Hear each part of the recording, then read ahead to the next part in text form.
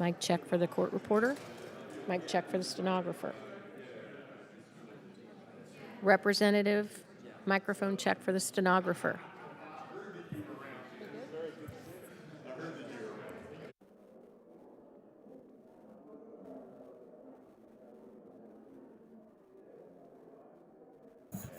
Witness mic check for the stenographer.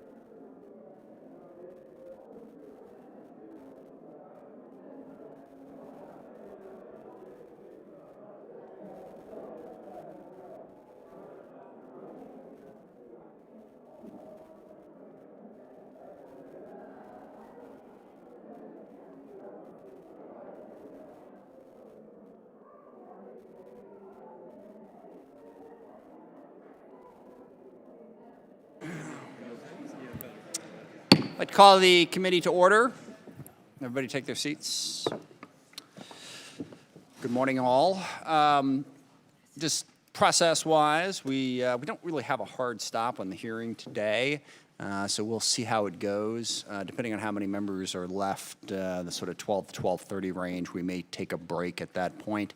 And I will reiterate and remind everybody that the way it works is those of you who are here now at the drop of the gavel are in line, basically. Everybody else who comes in goes to the back of that line, and then even if any of the people who are here at the drop of the gavel leave, when they come back, if they are next, it is their turn. So I'll handle that according to the rules and just hope you are all aware of it. Well, welcome. Today we are pleased to have the posture hearing for the Army and the Air Force, and to have with us as witnesses the Honorable Mark Esper, Secretary of the Army, General Mark Milley, Chief of Staff of the Army, the Honorable Heather Wilson, Secretary of the Air Force, and General David Goldfein, Chief of Staff of the Air Force. I want to congratulate General Milley on his nomination to be the Chairman of the Joint Chiefs of Staff. Very much enjoyed working with him in his current capacity, and look forward to working with him in that capacity as well. And thanks Secretary Wilson for what will likely be her last hearing before the House Armed Services Committee. Appreciate her service both in Congress and in the military, and wish you very, very well. I don't think you actually left just because of the Space Force, but I'd be sympathetic if you did. So we'll talk about that more later. But thank you all for being here. There are a lot of issues to go over. I will not attempt to cover all of them in my opening statement. Just want to mention a couple. First of all, I know the Army has done a very, very aggressive effort to look at all of their programs and basically modernize what the Army is purchasing and how they are organizing for the future. And it is a rapidly changing environment, both in terms of the threats and in terms of the technology that's going to be necessary to meet those threats. So I look forward to hearing more about the details of how you arrived at the decisions that you did and how you think we can support you in that effort going forward. And yes, with the Air Force, I know you have done a similar effort to try to look at how you can maintain the number of airframes that you need to meet all the needs and requirements that you have. I'm curious, I know the study came back that there was a substantial need for an increase in the number of planes in the Air Force. I'm curious about exactly which planes you think are most important and how that's going to fit into the future budget. And yes, I am interested in getting your specifics on how we handle the Space Force. And this is really a simple, straightforward thing, and I want to compliment Mike Rogers and Jim Cooper, two members who have been working on this issue for a number of years on the Strategic Forces Subcommittee. We need to place a greater emphasis on space, without question. Put simply, our goal there is to place a greater emphasis on space without wasting money. Without creating more unnecessary bureaucracy, and to figure out what the best way is to rearrange that within the DoD and within the Air Force's responsibility. So we'll be curious to hear your comments on how we can proceed on that front. And then there are two broader issues that I just want to touch on. Number one is something we've said over and over again in this committee, but the importance of getting an on-time appropriations process so that on October 1, you have your budget, you know how much money you're going to have to spend during the course of that year, cannot be overstated. For FY 2019, it was the first time in a long time where we had that. I know we cut the deal for FY 2018, but we didn't cut that deal until about 6 months into the fiscal year, and that is not the same as having the money at the start. So whatever our differences on what the budget cap should be, we need to resolve them and go forward. I will also say that, you know, whatever led to the budget caps and the Budget Control Act that was passed in 2011, thinking that strict adherence to that law that was passed 8 years ago is in any way going to make us fiscally more responsible, I think is folly. In a $4.75 trillion budget, obsessing over tens of billions of dollars and the discretionary portion of it, be it defense or non-defense, isn't all that helpful from a fiscal responsibility standpoint, and is unbelievably damaging in terms of the ability of the government to function. If you don't know how much money you're going to have from 1 month to the next, or what programs you can and can't spend it on, it is very difficult to function. And I worked with the Pentagon over the course of the last 8 years, as you've attempted to function in that environment, it's brutal and difficult, and it is just as brutal and difficult for the non-defense discretionary budget to try and do that as well. And the last issue I will point out is the issue of the audit, the issue of understanding exactly where DoD spends its money. I would recommend to everyone here, if you haven't read it, Rolling Stone did a very interesting article about the challenges that exist within the Department of Defense, figuring out how and where it spends its money. Just simple, basic accounting. And the problem goes back decades. It has been built in the Department of Defense long before any of you in front of us showed up at the Pentagon. And now it has reached the point where there is certain argument that it is so confusing and so tangled up that there's no way to untangle it. Well, this committee does not accept that. And what I would be curious, how can we begin the process? We are not going to get a full audit next month, next year. It is unbelievably cumbersome, but there has to be, it's like when the cords get all bundled up. There's got to be some place to start, to sort of pull it apart and start working, and that's what I want to see, progress, so that eventually we can get to the point where we can track the money. Because right now within the Department of Defense, you don't even really know how much inventory you have. You have to make it up at a certain point just to put a number out there, but you don't know. Not on the big stuff, you know how many bombers you have, but on all the other things, on the buildings, on the basic pieces of equipment, we just don't know, and we can't account for that in a way that gives us any confidence in the overall efficiency and effectiveness of the budget. So we're going to need to work on that as well. As I said, there are a lot more issues, but that's all I have for now. With that, I turn it over to the ranking member, Mr. Thornberry. Thank you, Mr. Chairman, and let me join in welcoming and thanking our witnesses for being here and for their service. I would particularly say that I'm grateful that Secretary Wilson allowed herself to be persuaded to return to government service, and would point out that as she leaves government service at the end of next month, she is choosing to be a Texan. And all of you could take a hint with that good judgment when it comes time to do something else. I want to commend a couple things at the beginning because in some ways I think they're unusual. Number one, I want to commend what at least has seemed to be, from my vantage point, a close working relationship between the service secretaries and their respective service chiefs, as well as, I think, an unprecedented relationship among the service secretaries. Now, you would think that's the way it always ought to be, and maybe it should, but it's not always the way it's been. I'm sure there are stresses and strains that are not obvious from the outside, but I think that's important, and each of you have participated in that. Secondly, I want to commend the Army for first taking the time to go through each of the programs under your jurisdiction and to make tough decisions. I may or may not agree with all the decisions you make. That's irrelevant. But the point is, y'all have been serious about making the changes internally to ensure that the Army is prepared for the challenges coming at us. That includes reorganization, the creation of Army's Futures Command, and a number of other decisions. I think that's important. And it's something that not only the services, but we need to share as well. I agree completely with comments that the chairman has made about the budget. We have, in my estimation, begun to turn things around when it comes to readiness and modernization and the other things this committee has focused on in the previous few years. But that job is not done, and I know we will talk more about that. I also agree with the chairman that we all, and this has to be a joint effort, the committee and the services need to continue to work to not only track where the money goes, but improve the way that it's spent.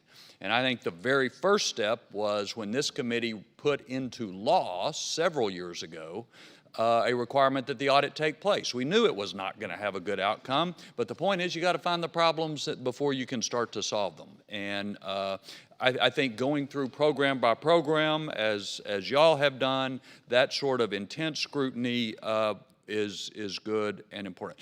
Last point I want to make is a few years ago, President George Bush, in a different context, talked about the soft bigotry of low expectations. Well, I think that kind of applies to some of the work we do too. Because sometimes you hear the excuse, well, that program can't be cut, it's just too hard, or that's just how long it takes to get a new program fielded, or Congress will never go for that, or all sorts of excuses. With every briefing and hearing we have about the security environment in which we operate and the adversaries which we face, I have a greater sense of urgency that the Congress and the Pentagon need to make the changes necessary so that the country can be defended today and into the future. And I don't think any of those excuses, are going to cut it when at some point in the future people look back and judge all of our tenure here. So as Chairman said, there's lots of issues to talk about specifically, but I think it's on all of us to push hard and push fast, because that's the way the challenges are coming at us, and they're not going to slow up and wait for us to catch up. I yield back. Thank you. I heartily agree with the ranking member's statement, and particularly his last point. I think it was incredibly well put, and the most important thing that we need to work on. And with that, Mr. Esper, you will kick us off. Go ahead. Thank you, sir. Chairman Smith, Ranking Member Thornberry, and distinguished members of the subcommittee, of this committee, thank you for the opportunity to appear before you today. I want to first thank Congress for helping us reverse the readiness decline that developed following several years of budget uncertainty. Because of the strong support provided in the FY18 and FY19 budgets, we have increased the number of fully ready brigade combat teams by 55% over the past 2 years. However, while I'm confident we would prevail against any foe today, our adversaries are working hard to contest the outcome of future conflicts. As a result, the Army stands at a strategic inflection point. If we fail to modernize the Army now, we risk losing the first battles of the next war. For the past 17 years, the Army bore the brunt of the wars in Iraq and Afghanistan. For over a decade, we postponed modernization to procure equipment tailored to counterinsurgency operations. Our legacy combat systems, designed for high-intensity conflict, entered service when I joined the Army in the early 1980s. While they dominated in past conflicts, incremental upgrades for many of them are no longer adequate for the demands of future battlefield, as described in the National Defense Strategy. We must build the next generation of combat systems now, before Russia and China outpace us with their modernization programs. Despite Russia's looming economic difficulties, they are steadily upgrading their military capabilities. In addition to field testing their next-generation T-14 Armata tank, they continue to advance the development of their air defense and artillery systems. And when combined with new technologies such as drones, cyber, and electronic warfare, Russia has proven its battlefield prowess. We have no reason to believe that Moscow's aggressive behavior will cease in the short term. Russia's blatant disregard for their neighbors' sovereignty, as demonstrated in Ukraine and Crimea and Georgia, is a deliberate strategy meant to intimidate weaker states and undermine the NATO alliance. In the long run, China presents an even greater challenge. They continue to focus their military investments in cutting-edge technologies such as artificial intelligence, directed energy, and hypersonics. Beijing's systematic theft of intellectual property is also allowing them to develop capabilities cheaper and faster than ever before. To deter the growing threat posed by great power competitors and to defeat them in battle if necessary, we must leap ahead to the next generation of combat systems, and we must do so now. Over the past year, the Army took a major step forward in reorganizing its entire modernization enterprise with the establishment of Futures Command. In doing so, we stripped away layers of bureaucracy and streamlined our acquisition process while achieving unity of command and greater accountability. Guided by our 6 modernization priorities, Army Futures Command is hard at work developing the systems needed to maintain battlefield overmatch in future conflicts. When we reviewed the budget this time last year, we felt that it was unreasonable to ask Congress for the additional $4 to $5 billion needed annually to fund our modernization, without first looking internally to find the necessary resources. As a result, the Army senior leaders took an unprecedented initiative to comprehensively review every Army program. Our goal was simple: find those programs that least contribute to the Army's lethality and reallocate those resources into higher priority activities. After over 50 hours of painstaking deliberations, we eliminated, reduced, or delayed nearly 200 programs, freeing up over $30 billion over the next 5 years. We then reinvested this money into our top priorities, those systems and initiatives we need to prevail in future wars. The Army will continue to ruthlessly prioritize our budgets to provide a clear, predictable path forward that will achieve our strategic goals. That process is underway now as we develop next year's budget. Support for the Army's FY20 budget is critical to building the Army the nation needs and demands. Those who are invested in legacy systems will fight to hold on to the past while ignoring the billions of dollars in opportunity created by our investments in new technologies and what it means for the Army's future readiness. While change will be hard for some, we can no longer afford to delay the Army's modernization. We believe we are following the sound guidance conveyed to us by many of you. In this era of great power competition, we cannot risk falling behind. If left unchecked, Russia and China will continue to erode the competitive military advantage we have held for decades. The Army has a clear vision, which I ask be entered into the record, and a sound strategy to maintain battlefield overmatch. We are making the tough choices. We now need the support of Congress to modernize the force, and it starts with the FY20 budget. The bottom line is this: we owe it to our soldiers to provide them the weapons and equipment they need to win decisively in future battles. Thank you again for your continued support. I look forward to your questions and appreciate the opportunity to discuss these important matters with you today.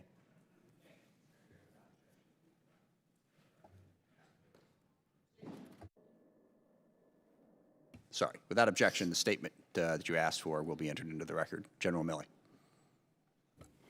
Chairman Smith, Ranking Member Thornberry, and distinguished members of the committee, thank you for the opportunity to join Secretary Esper here today. And I would like to also acknowledge the great service in uniform in Congress and as the Secretary of the Air Force with Secretary Wilson. Her performance and her exceptional service is a tremendous inspiration to all of us. It is true that the Air Force got away from us in 1947. We're determined to get them back, but we are, I can say without equivocation, that the United States Air Force is the Army's absolute best friend in the field of battle, and they are always the first one we call. So thank you, Secretary, for your service. It remains an incredible privilege for me to represent the almost 1 million soldiers in the regular Army National Guard, the United States Army Reserve, that are arrayed in 18 divisions, 58 brigade combat teams, and deployed to over 180,000 troops today in 140 countries around the world on freedom's frontier. While much of our testimony today and your questions are going to focus on the challenges the Army faces and how to make us stronger and more lethal, and that's appropriate, it's also important to note up front for you, the American people, for this committee, for the entire Congress, our allies, and most importantly, for our adversaries, that the United States Army, as part of the joint force, is a highly capable, globally deployable force today, and we can go anywhere, anytime, and beat anyone on very short notice in the conduct of ground combat.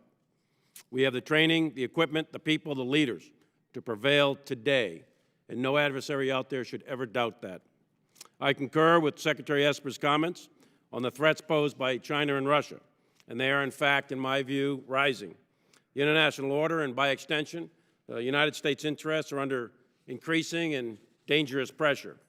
China is a significant threat to the United States and our allies in the mid and long terms, and I would categorize them as a revisionist power seeking to diminish U.S. influence in the Pacific and establish themselves a controlling regional power in the Western Pacific and more broadly in all of Asia. And they are setting conditions to challenge the United States on a global scale no later than mid-century. Russia seeks to return to great power status and will continue to challenge the United States, not only in Europe, but also in the Middle East, Asia, the Arctic, Africa, the Western Hemisphere. They continue to undermine NATO as an alliance and sow dissent throughout the European continent, as we know, even in our own homeland, through a variety of means. Russia remains the only current existential threat to the United States and will become, in my opinion, increasingly opportunistic and willing to take greater risk in the near term. So what this budget will do. In the last 17 years, our strategic competitors have eroded our military advantages as outlined by Secretary Esper. With your help, starting 2 years ago, we began to restore our competitive advantage, and our recent budgets have helped improve our readiness and lay the groundwork for future modernization. And we ask with this budget that you sustain those efforts.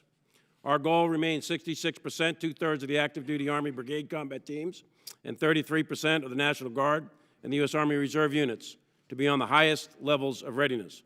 Those numbers, those levels of readiness, are what we need to be able to align with the strategy that's laid out in the National Defense Strategy, and with continued, consistent, predictable congressional support, on-time budgets, we can reach those levels of readiness sometime in 2022.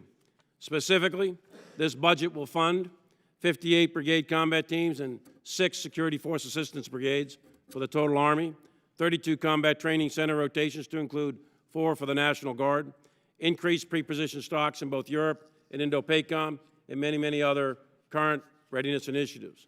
In terms of modernization, which is really just another term for future readiness, this budget will fund improved capabilities across our 6 modernization priorities, which include 30 specific programs that are embedded within them.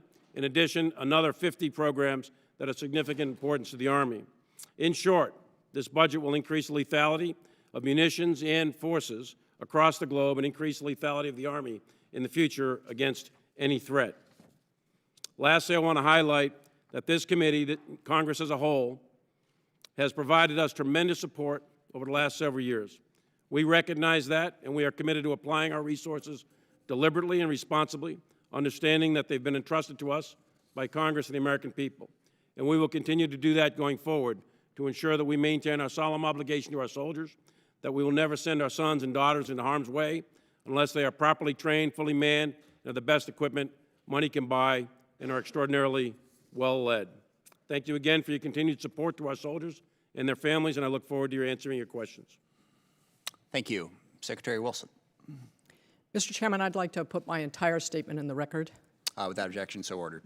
And then just summarize a few things.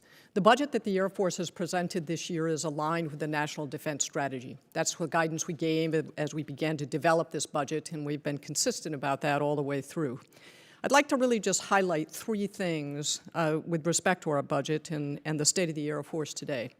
Last year, the Congress asked the Chief and I, what is the Air Force you need to implement this National Defense Strategy? And at the time, we didn't know, and we should know. And you directed in the Defense Authorization Act last year that we do a piece of analysis on what is the Air Force we need to implement the National Defense Strategy. Not what is the Air Force we have or what is the Air Force we can afford in this year's budget, but what do we need? The answer to that is that the Air Force will be in the forefront regardless of where the next conflict occurs. And we are too small for what the nation is asking us to do. Today, we have 312 operational squadrons. The Air Force we need has 386 operational squadrons. Putting that in context, at the start of the Gulf War, there were 401 operational squadrons in the United States Air Force. It is not unreasonable, given the threats that we face, that we need to build a larger and more capable Air Force. But it's not just more of the same.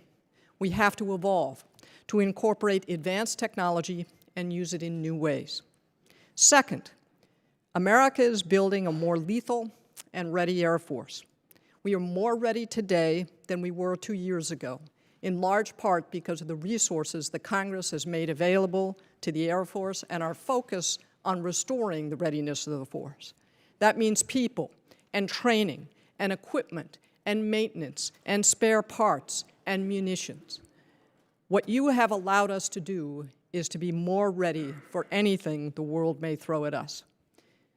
Third, we're fielding tomorrow's Air Force faster and smarter. In 2016 and 2017, the Congress gave us new authorities and pushed more authority down from the Office of the Secretary of Defense level to the services to give us more authority to buy equipment faster and smarter. we are implementing those authorities and stripping time out of program plans to get capability from the lab bench to the warfighter faster. We cannot succeed, Mr. Chairman, without your support. And I wanted to personally thank all of you for the on-time budget that you gave to us in this fiscal year. It gives us stability and the ability to plan and execute that budget. I would also be remiss if I didn't point out the need that we have for a supplemental for this year to cover the costs of the terrible storm that hit Tyndall Air Force Base and more recently Offutt Air Force Base. If we don't work together to find a way through to do a supplemental, it's going to have a devastating impact in the last 6 months of this fiscal year as we try to hold things together in the wake of 2 terrible storms. I look forward to answering your questions. Thank you. General Goldfein. Chairman Smith, Ranking Member Thornberry, distinguished members of the committee, what an honor to once again represent your Air Force, active guard, reserve, and civilian airmen who stand the watch and provide top cover for the nation and our joint and allied teammates, to include the finest and most lethal army on the planet. And I will just say, hooah. This hearing is among the first official forums since Secretary Wilson announced her pending departure from the Air Force to become a Texan. And I want to say publicly on behalf of all airmen and their families, what an honor it's been to work with her every day to make our Air Force more ready and more lethal. And this budget represents the culmination of our work together to build the Air Force we need to compete, to deter, and if deterrence fails, to fight and win. And so I want to state for the record that we are a better Air Force because of the leadership and the vision of our Secretary, Dr. Heather Wilson.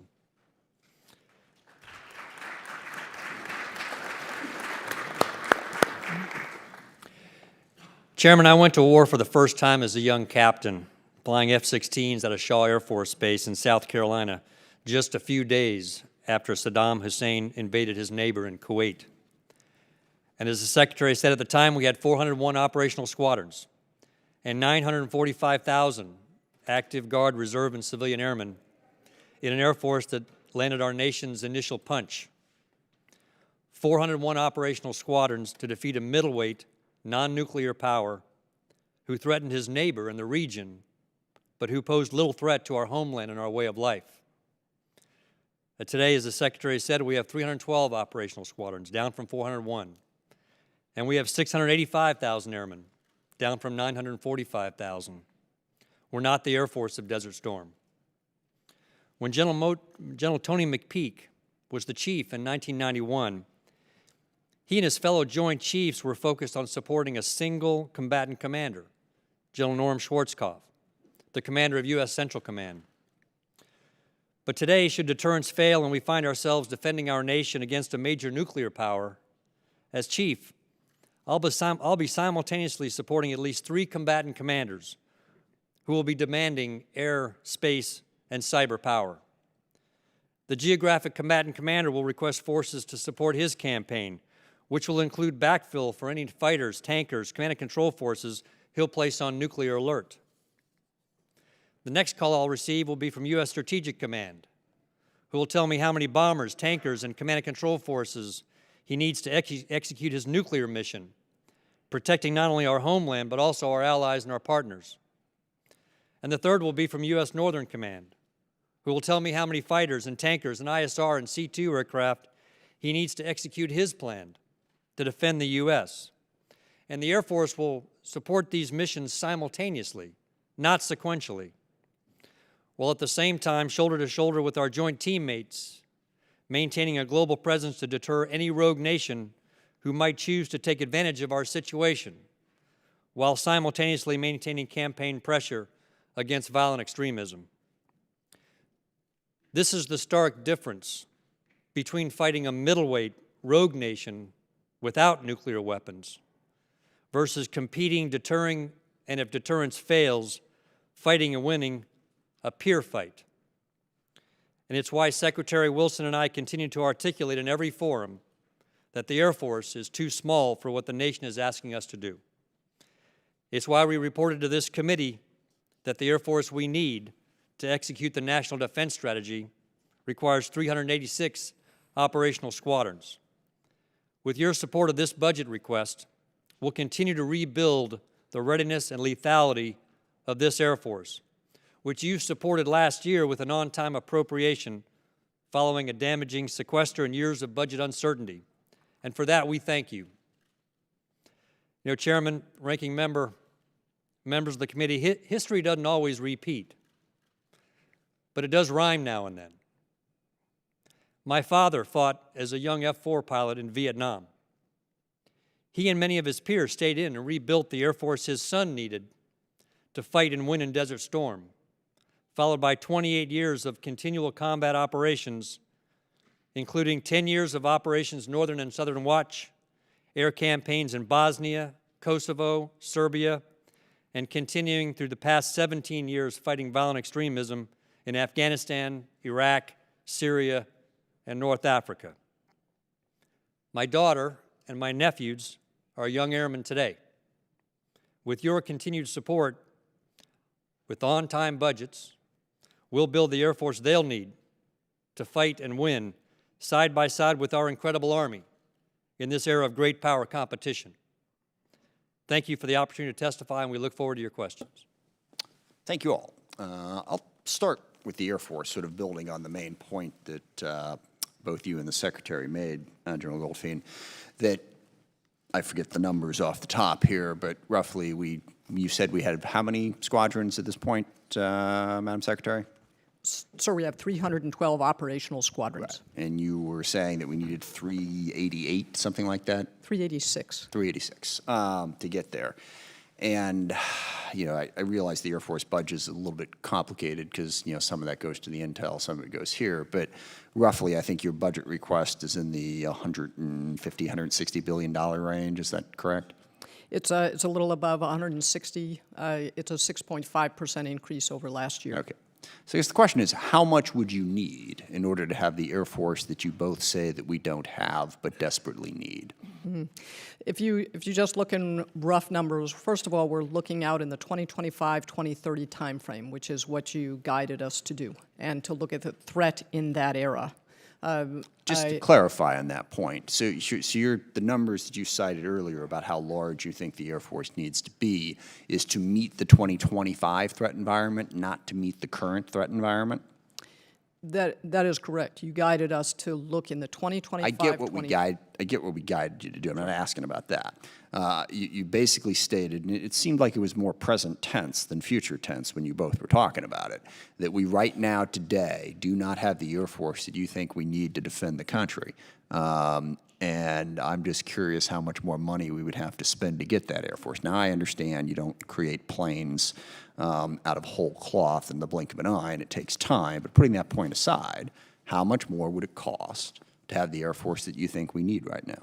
Well, if you just look in rough terms, the Air Force we need at 386 squadrons is about 25% larger than the Air Force we have. Right. And realistically, within the budget, I mean, even assuming, and you got a really good budget in 2019, $717 billion, you know, an increase. I mean, do you realistically think that within the DOD budget and the budget writ large that we're going to be able to get to those kind of numbers? Because it's not just the Air Force that would make that argument about how they don't have enough. How does that factor into what we're realistically going to be able to provide you? We fully recognize that there are trade-offs that are made, and that the country may not be able to afford the Air Force that we need in order to execute the National Defense Strategy at moderate levels of risk. What that represents, that gap between the strategy that we have, what's necessary to execute that strategy, and what we really have, represents risk. Yes. And that risk is that we will not be able to accomplish the objectives that the combatant commanders have set out in their plans on the timelines that they have asked us to. And here's the problem I have with that. And I won't drill too deeply into this because it could take a long time if I did. So we got a $750 billion budget request from the president. That's a hell of a lot of money. Certainly a lot more than a lot of our adversaries spend. And at the same time we got that over the course of the last week from all of you, we have been getting, here's the stuff that the $750 billion didn't include. And I haven't done the math on that one, I apologize, but it's a reasonably large number that the Pentagon is now telling us that they can't well, sorry, I overstate that slightly, saying that there is an unacceptable level of risk created by the fact that we're not funding all of the stuff that you're in addition to the $750 billion throwing at it, that we put in the budget. My point is, this has no end. Okay. I remember a discussion in this committee between a member who shall remain nameless who wanted Secretary Gates to tell him, stop talking to us about risk, give us the budget that has no risk in it. If Secretary Gates was one given to laughing, he would have. He just finally said, we don't live in that world. You cannot eliminate risk. And to a certain extent, you can always come tell us. I mean, we could spend $1 trillion, and I'm halfway convinced that you'd all be sitting there telling us, okay, that's great, but here's all the things that we can't do. And that frustrates me at a certain point, because I hear about risk, but, you know, I saw the CENTCOM nominee say 3-4 months ago, when the number was going to be $733 billion, that anything below $733 billion presented a, quote, unacceptable level of risk. And 2 days later, it was boosted to 750, which I imagine that anything below 750 would present an unacceptable level of risk. What I'm asking for long term is a better understanding of what risk is, because we could throw money at you all day long, and you're going to come back at us and say, there's still an unacceptable level of risk. I don't find that helpful, which brings me to my second point, and that is the audit and the issue of not knowing where this $750 billion is going to go. And it's impossible to overstate this point. We literally don't know where a chunk of that $750 billion is going to go. We can identify some of it here and there, but by any normal accounting measure, you can't tell us where you're spending your money, how much inventory you have. There was, I don't know, something like 427 structures within the DoD disappeared in a year. They were just off the books. So without getting into the broader issue here, what I'd like from, and I'll turn over to the Army now, maybe Secretary Esper, having done the deep dive on your programs that you did, you can tell us, what steps could this committee take? And we're not going to get a full audit. I get that. I understand that, you know, this is probably 60 years worth of mismanagement in terms of accounting and accountability, and we're not going to fix it in a year. I want progress, okay? Is there some piece of the inventory that we could say, okay, let's do a deep dive and figure out this? I understand we don't even use like a normal barcoding system to keep track of what we move within the Pentagon and buy and sell. Is there some steps that we could take that are achievable in the short term to help us have greater confidence on where this 733 or 750 or trillion or whatever it is we decide we want is going to be spent? Mr. Chairman, I think the audit is very important. I found it very helpful during my time in the private sector. I think it tells you a lot about yourself and your organization. For the first year, we made our way through most of the process. We came up with 429 findings. We now are building corrective action plans for each of these. The Army Corps of Engineers did pass their audit, and based on our progress to date, and we can get into the details as to IT systems, incompatibility, databases, et cetera, but we think that we'll get a clean opinion on our working capital fund in 21 and our general fund in 22. Okay. But specifically to my question, you know, and I'm sorry, accounting, it's very complicated and difficult. I appreciate the fact that we have at least one accountant on the committee. I think that's enormously helpful. But could you give us a concrete sort of, I don't know, layman's example that says, here's something that was going wrong, we've either fixed it or we're about to fix it, and here's why that's going to help us better understand where the money's going? Well, what comes to mind is accountability of real estate buildings. And so the databases, first of all, don't necessarily have all the buildings in them. And if they have to talk between installations, I'd have to come back and give you more detail. But in many cases, the databases don't talk.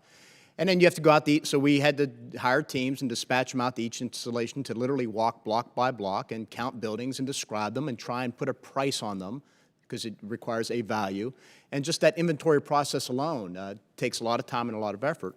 But we made good progress this year. But then you have to update the databases and make sure they can talk. So at the end of the day, you know what you have and what you don't have, and you can see yourself a whole lot better. To me, that's what's great about an audit. It tells you what you really look like based on your inventory, your real property.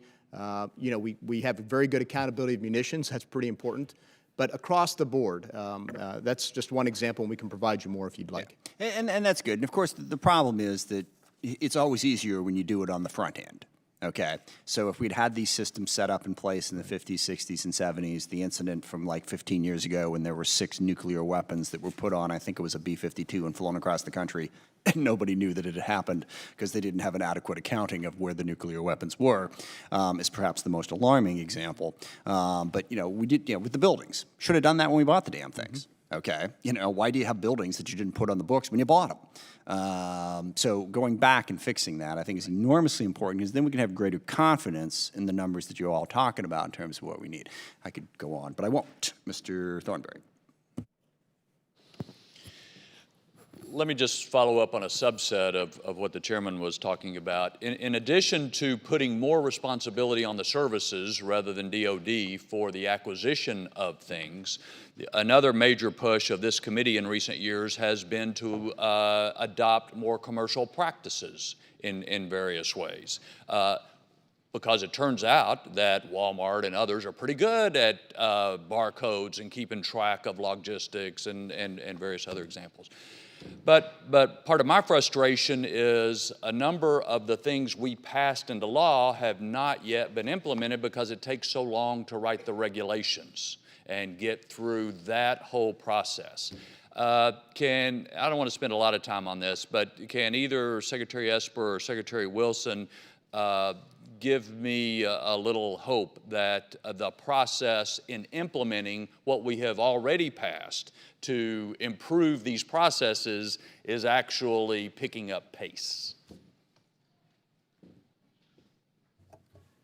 I was going to let her go first since I'll be able to do this again next year, and she won't. But I would say, Mr. Thornberry, that we are making great use, I think, in the Army, probably all the services, because we meet and talk a lot about this, whether it's the Middle Tier Acquisition Authority, OTAs. We're making a lot of progress on that front. I mean, a purpose why we stood up Army Futures Command was to get outside, out from behind our gates and walls, out into the community to work more with the commercial sector, the private sector, and particularly young entrepreneurs and innovators. And by the same token, then use that legislation to move quickly. So we've funded quick prototyping. We've been able to bring folks in our version of a Shark Tank, if you will, to help get those innovators in and tie them, get them working with our requirements developers. So we're making good use of it. I think there's some things we need to clear up inside the building to make sure it's as efficient and as timely as possible. But we thank you for the authorities that was given to us. Mr. Chairman, I would only add to that I think the thing to be cautious about, the Air Force, like the Army, is moving out very quickly and not only using these authorities, but being more transparent and accountable for how we're using them. I think the thing to be cautious about is that old habits die hard, and the thing to watch over the coming years is attempts to take these new authorities and make them look like the way we used to do business. And there are plenty of checkers who are checking the checkers, and that doesn't always add all that much value. Well, it's something that I want to continue to talk to you all about. Again, what I'm talking about right now are the things we already passed and implementing them in the way that, for the goals that we intended. Let me ask the service chiefs just to comment on one other issue. As has already been noted, the pace of operations, the rising threat, and the declining budgets resulted in a significant, I would say, readiness crisis. We actually lost lives that we need not have lost, in my opinion, because of the combination of those factors. So we together have put more resources into the budget.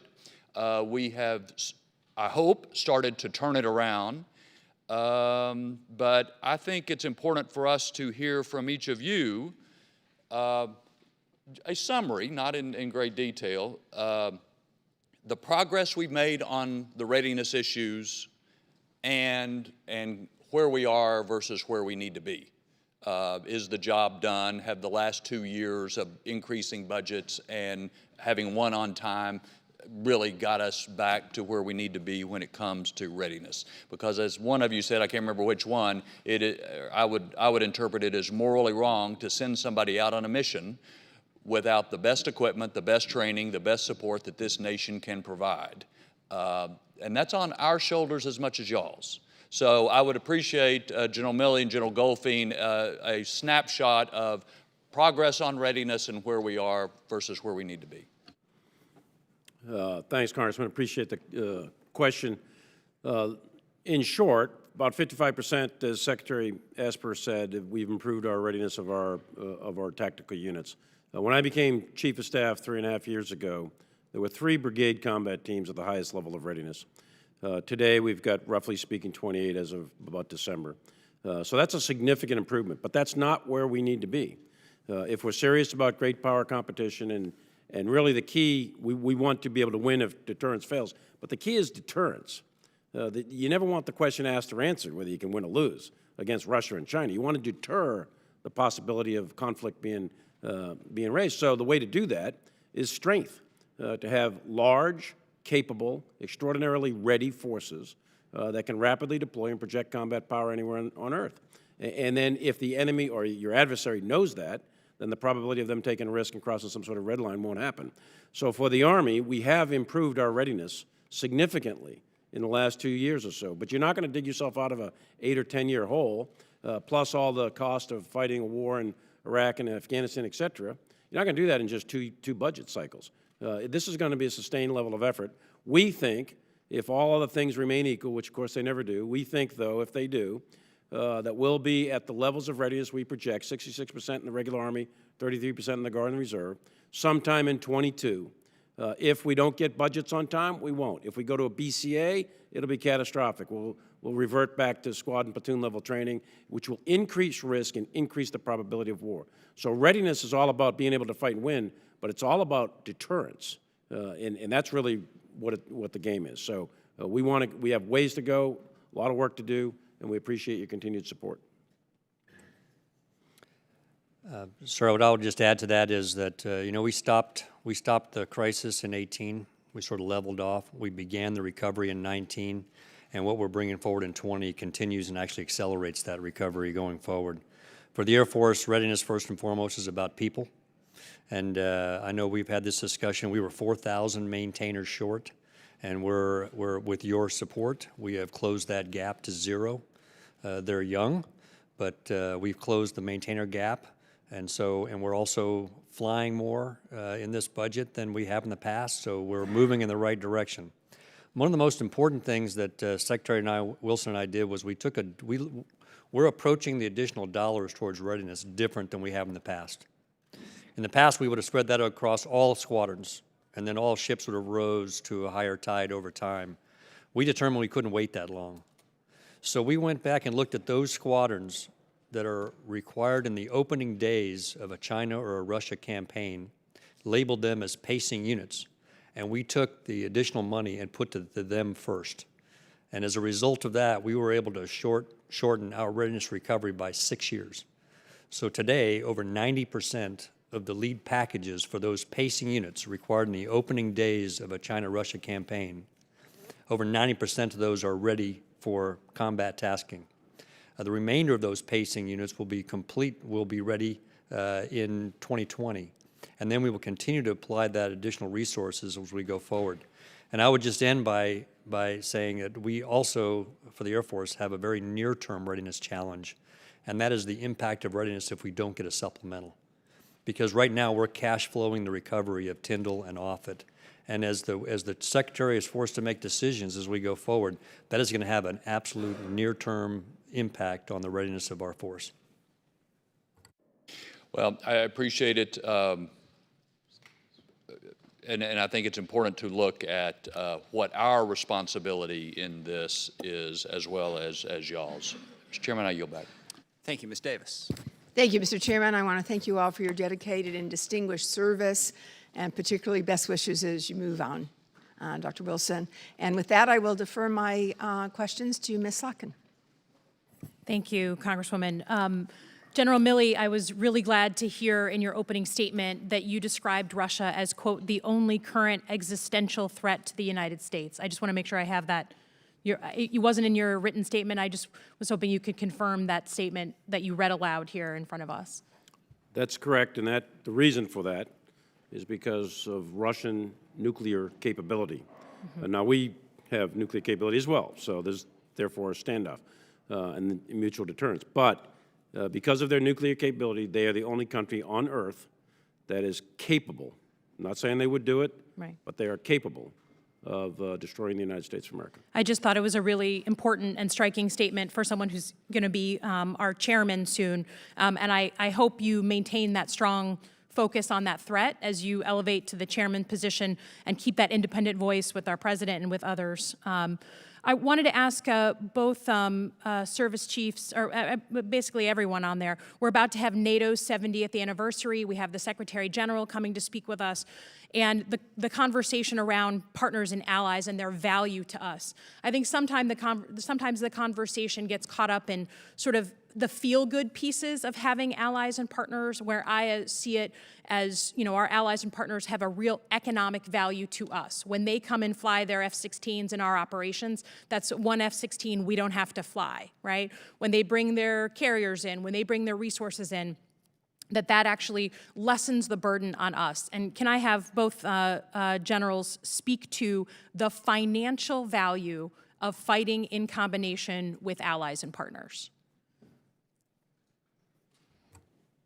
Well, I'll give you one example that's a real term right now today, and that's the combined North American Command, NORAD, that protects the homeland with Canada. Yeah. And so every day we stand the watch protecting this homeland with our Canadian allies and partners, with the dual-hatted commander at NORTHCOM NORAD. And so that's just one example of how we benefit from it every single day. I commanded the IJC Corps level headquarters underneath General Dunford in Afghanistan a few years ago, and I think we had 42 allies and partners at the time. Every one of those soldiers that filled a duty position would have otherwise had to have been filled by an American soldier. So that's an example. But more broadly, though, on 19 February 1945, my father hit the beach at Iwo Jima, and 7,000 Marines were killed in 19 days, 34,000 wounded in action in that same time. My mother took care of the wounded coming back. The reason NATO exists is to prevent a war, a great power war. We did two of those, World War I and World War II. The reason it went into place is because those people 70 years ago said, we screwed this up. The first half of the last century was a mess. 140, 150 million people killed between 1914 and 1945. We cannot do it again. Allies matter, NATO matters, and working together shoulder to shoulder matters in order to maintain the international order, preserve deterrence, and prevent great power war. Appreciate that. Turning to the budgets, you know, I think when I'm at home in Michigan, trying to explain increasing budgets to the population back home who feel like they want money invested in different ways. You know, I'm always a huge advocate as someone who's been in the defense world my entire life. But I see the conundrum between the complete lack of uncertainty that you all have to deal with from us, right? And knowing what your budget is going to be year after year, dealing with things like sequestration. And then on the other side, for us and the American public, the lack of transparency because we can't say with a straight face that you all can pass an audit. That to me is the conundrum. So I wanted to ask this question. First of all, I'm glad to hear that there is going to be progress on the audit. I can't emphasize enough as someone who speaks with the general public, if I can say you guys can pass an audit, it's a lot easier to advocate and explain to the American people why the budgets need to keep going up. Would you take the trade-off of more predictability over a 5-year period, concrete predictability, for a lower top line?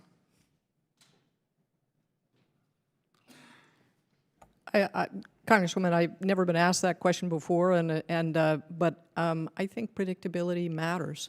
and particularly given the history of what we've seen in 10 out of the last 11 years, where programs get scrunched and things get stretched out, I think it actually does matter quite a bit.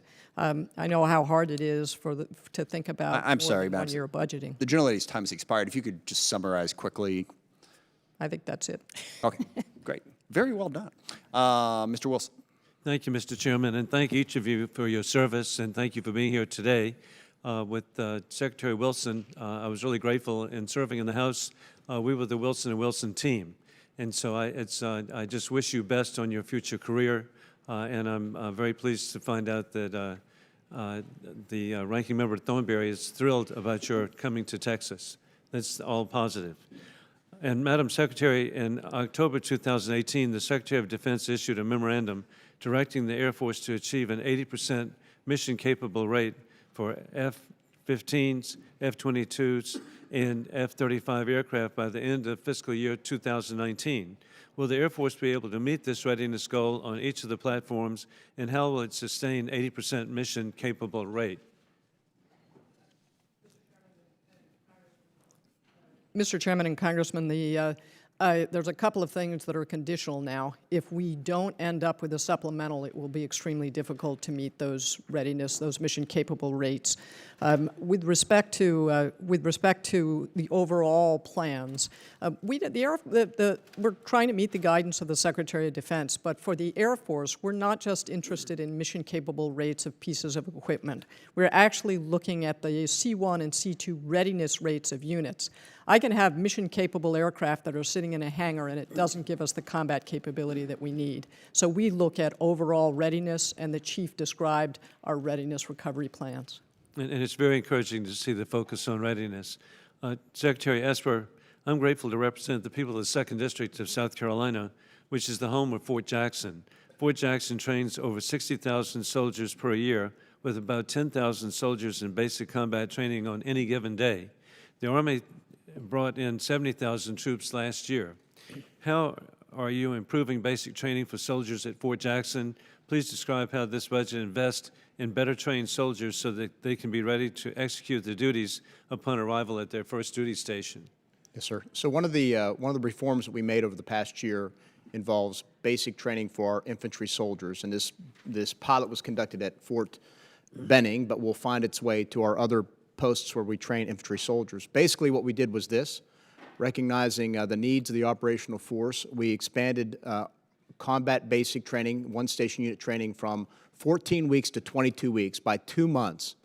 We instituted a number of reforms where we changed the program of instruction to reflect the challenges of future warfare, such as fighting in urban warfare environments. We also addressed additional physical training for our soldiers. We lowered the drill sergeant ratio to 12-1, and we've seen incredible results from this pilot, and that will eventually work its way to Fort Jackson as well. That's very encouraging. And, Ms. Secretary, it's very encouraging the Army plans to field 2 batteries of the Iron Dome system, which was developed in Israel, in the continental United States as an interim solution for the indirect fire protection capability against rockets and cruise missiles. Is the Iron Dome an interim solution or an enduring solution? When do you plan to submit the request to Congress? What would be the impact to national security if the request is not approved? So, let me, if I could, Congressman, just yes, General. Comment on that. Iron Dome is a very capable system. It's got basically 100% track record in combat. We clearly need it to protect our formations, and we are buying the 2 batteries as mentioned.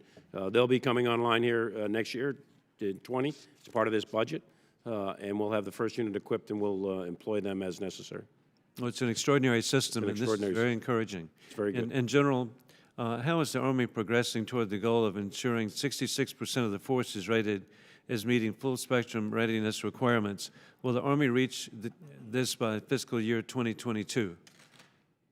I believe yes, unless, if the international environment remains as it is right now, and we get predictable budgets on time at the amounts requested, then I think we will, our estimate is, the Army's estimate is, that we'll achieve the 66% and 33% for the Guard and Reserve by sometime in 2022. The key components are manning, training, and equipping, as you well know. Equipping has come along very, very well with these budgets. We've increased the pace and op-tempo of training. We've reorganized the CTCs and the amount of time Guard and Reserve. The long pole in the tent has always been manning, and it remains manning. So we want to get the formations that we do have on the books. We want those manned at 100% strength for all the combat units, brigade and below, by 2022. And once we achieve that, we'll look at other formations. Thank you very much. Mr. Langevin. Thank you, Mr. Chairman. I want to thank all of our witnesses for your testimony today, and most especially I want to thank you all for your service to the country. Madam Secretary, in particular, we've had the opportunity to work together both on the HPSI and the HASC, and I appreciate the great contributions you made to our national security, and wish you well as you transition now into the next chapter of your career. And General Milley, I just want to take the opportunity to publicly congratulate you on becoming the next chairman of the Joint Chiefs. Look forward to our continued working relationship as well. If I could start, Secretary Wilson, you recently testified that the recovery and reconstruction of Tyndall and Offutt Air Force bases, which have been devastated by extreme weather and flooding, will cost nearly $5 billion. The FY18 NDAA requires that the Department of Defense describe future-focused mitigations needed to ensure mission resiliency and their cost. Unfortunately, the Department of Defense has failed significantly to meet its statutory mandate on this report, and I'm concerned that we're now in a cycle of throwing good money after bad. The lack of foresight with regard to investments, in my opinion, in resiliency is not only fiscally irresponsible, but places our service members and our readiness at risk.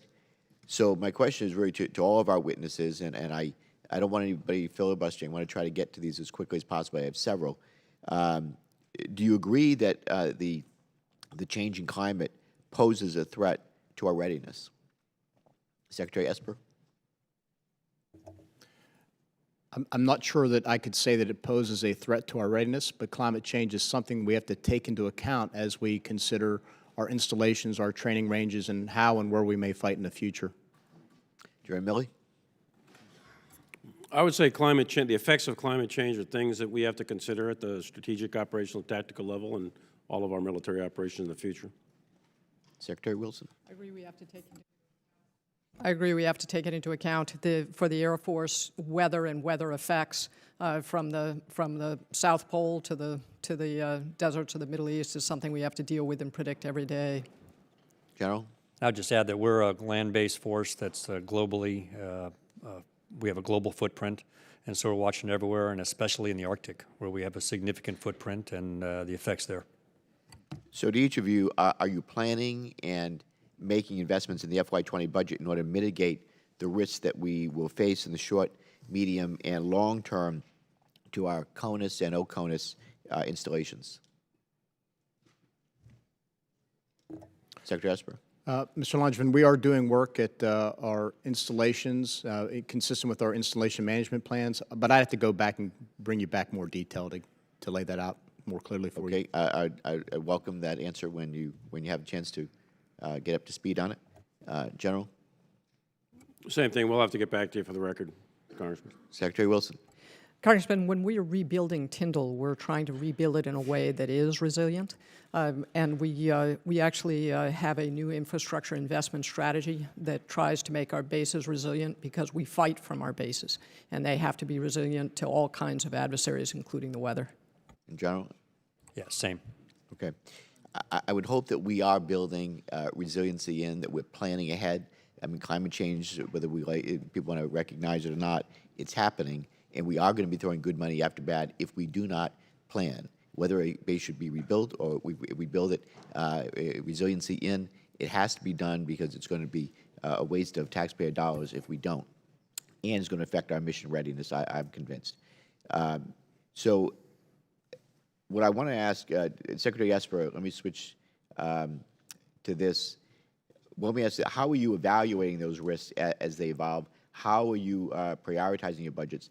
And can you commit to providing a briefing in the coming month on this topic and the methodologies that you are using. Congressman, you're referring with regard to the impacts of climate change. Yes, and your planning and how you're building. Yes, sir. We will commit to coming back and briefing you. Okay. And Secretary, or whoever.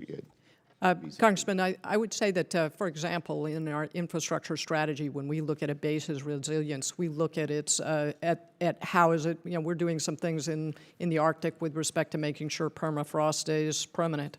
I was just at Offutt Air Force Base, and because of the backup power systems we put in, Stratcom and the new Stratcom headquarters didn't miss a beat, even though a third of the base was being flooded by the terrible storms that again, I hit apologize. Nebraska. Gentleman's time has expired. Mr. Turner. Thank you, Mr. Chairman. Secretary Wilson, it's great to see you. It's great to have you here before us as Secretary of the Air Force. We're all saddened that you're departing, but I look forward to when you return as Secretary of Defense. I'm going to say that everywhere I go because I think you truly, with your background and expertise, I think are very poised to be the first female head of the Secretary of Defense, and I look forward to when we welcome you here at that time. General Goldfein, you have stated, I think most eloquently, about the budget that we're facing and the real costs if the number should go down. We've seen budget proposals as $750 billion. We've seen $733. There have been some who've said it could even be lower. You've made it clear that this is not a luxury, that there are real hard things that would be devastating the Air Force if this number goes down. Could you please share those thoughts with us? Yes, sir. And all the Joint Chiefs, as we have gotten together to talk in the tank with Chairman Dunford, we have all aligned with the fact that at a 3% real growth, it allows us to maintain our current capability. 5% growth actually allows us to both modernize and really improve readiness. The impact of the instability.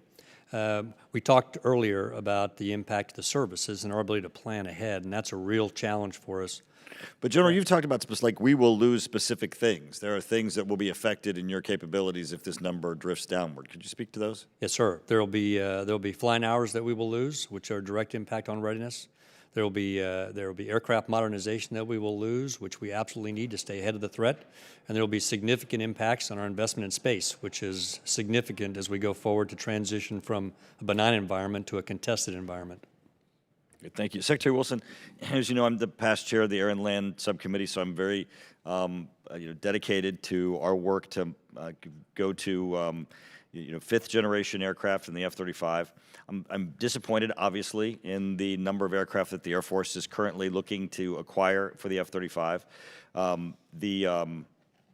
Prior budget request indicated that you should be probably at 60. The request we get is 48. I just wanted to have a discussion with you that we all know about F-35 production and just get your confirmation of my thoughts here.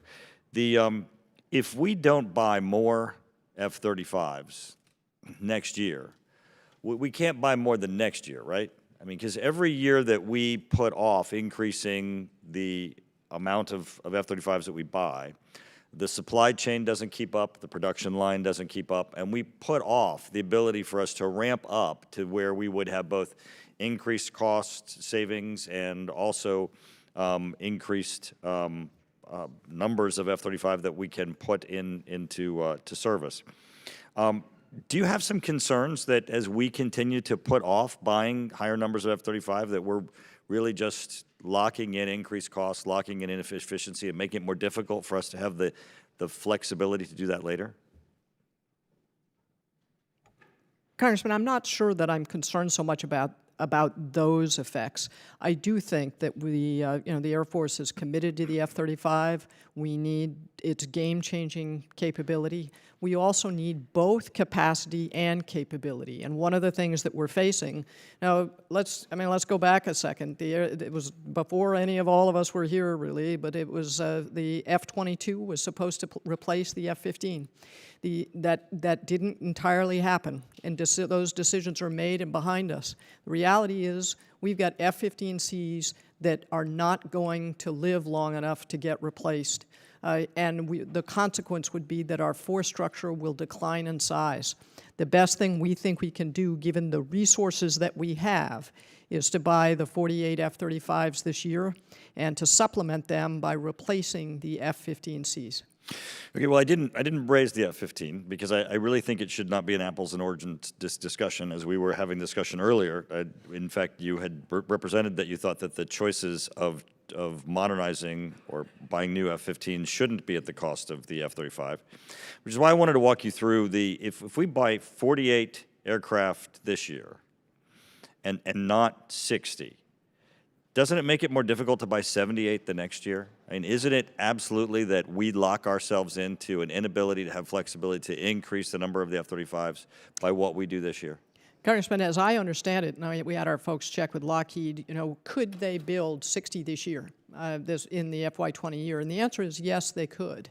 So as far as flexibility in the supply chain, I think at least at that level, that kind of flexibility exists. I'd also maybe ask the chief to talk a little, including about the UPL.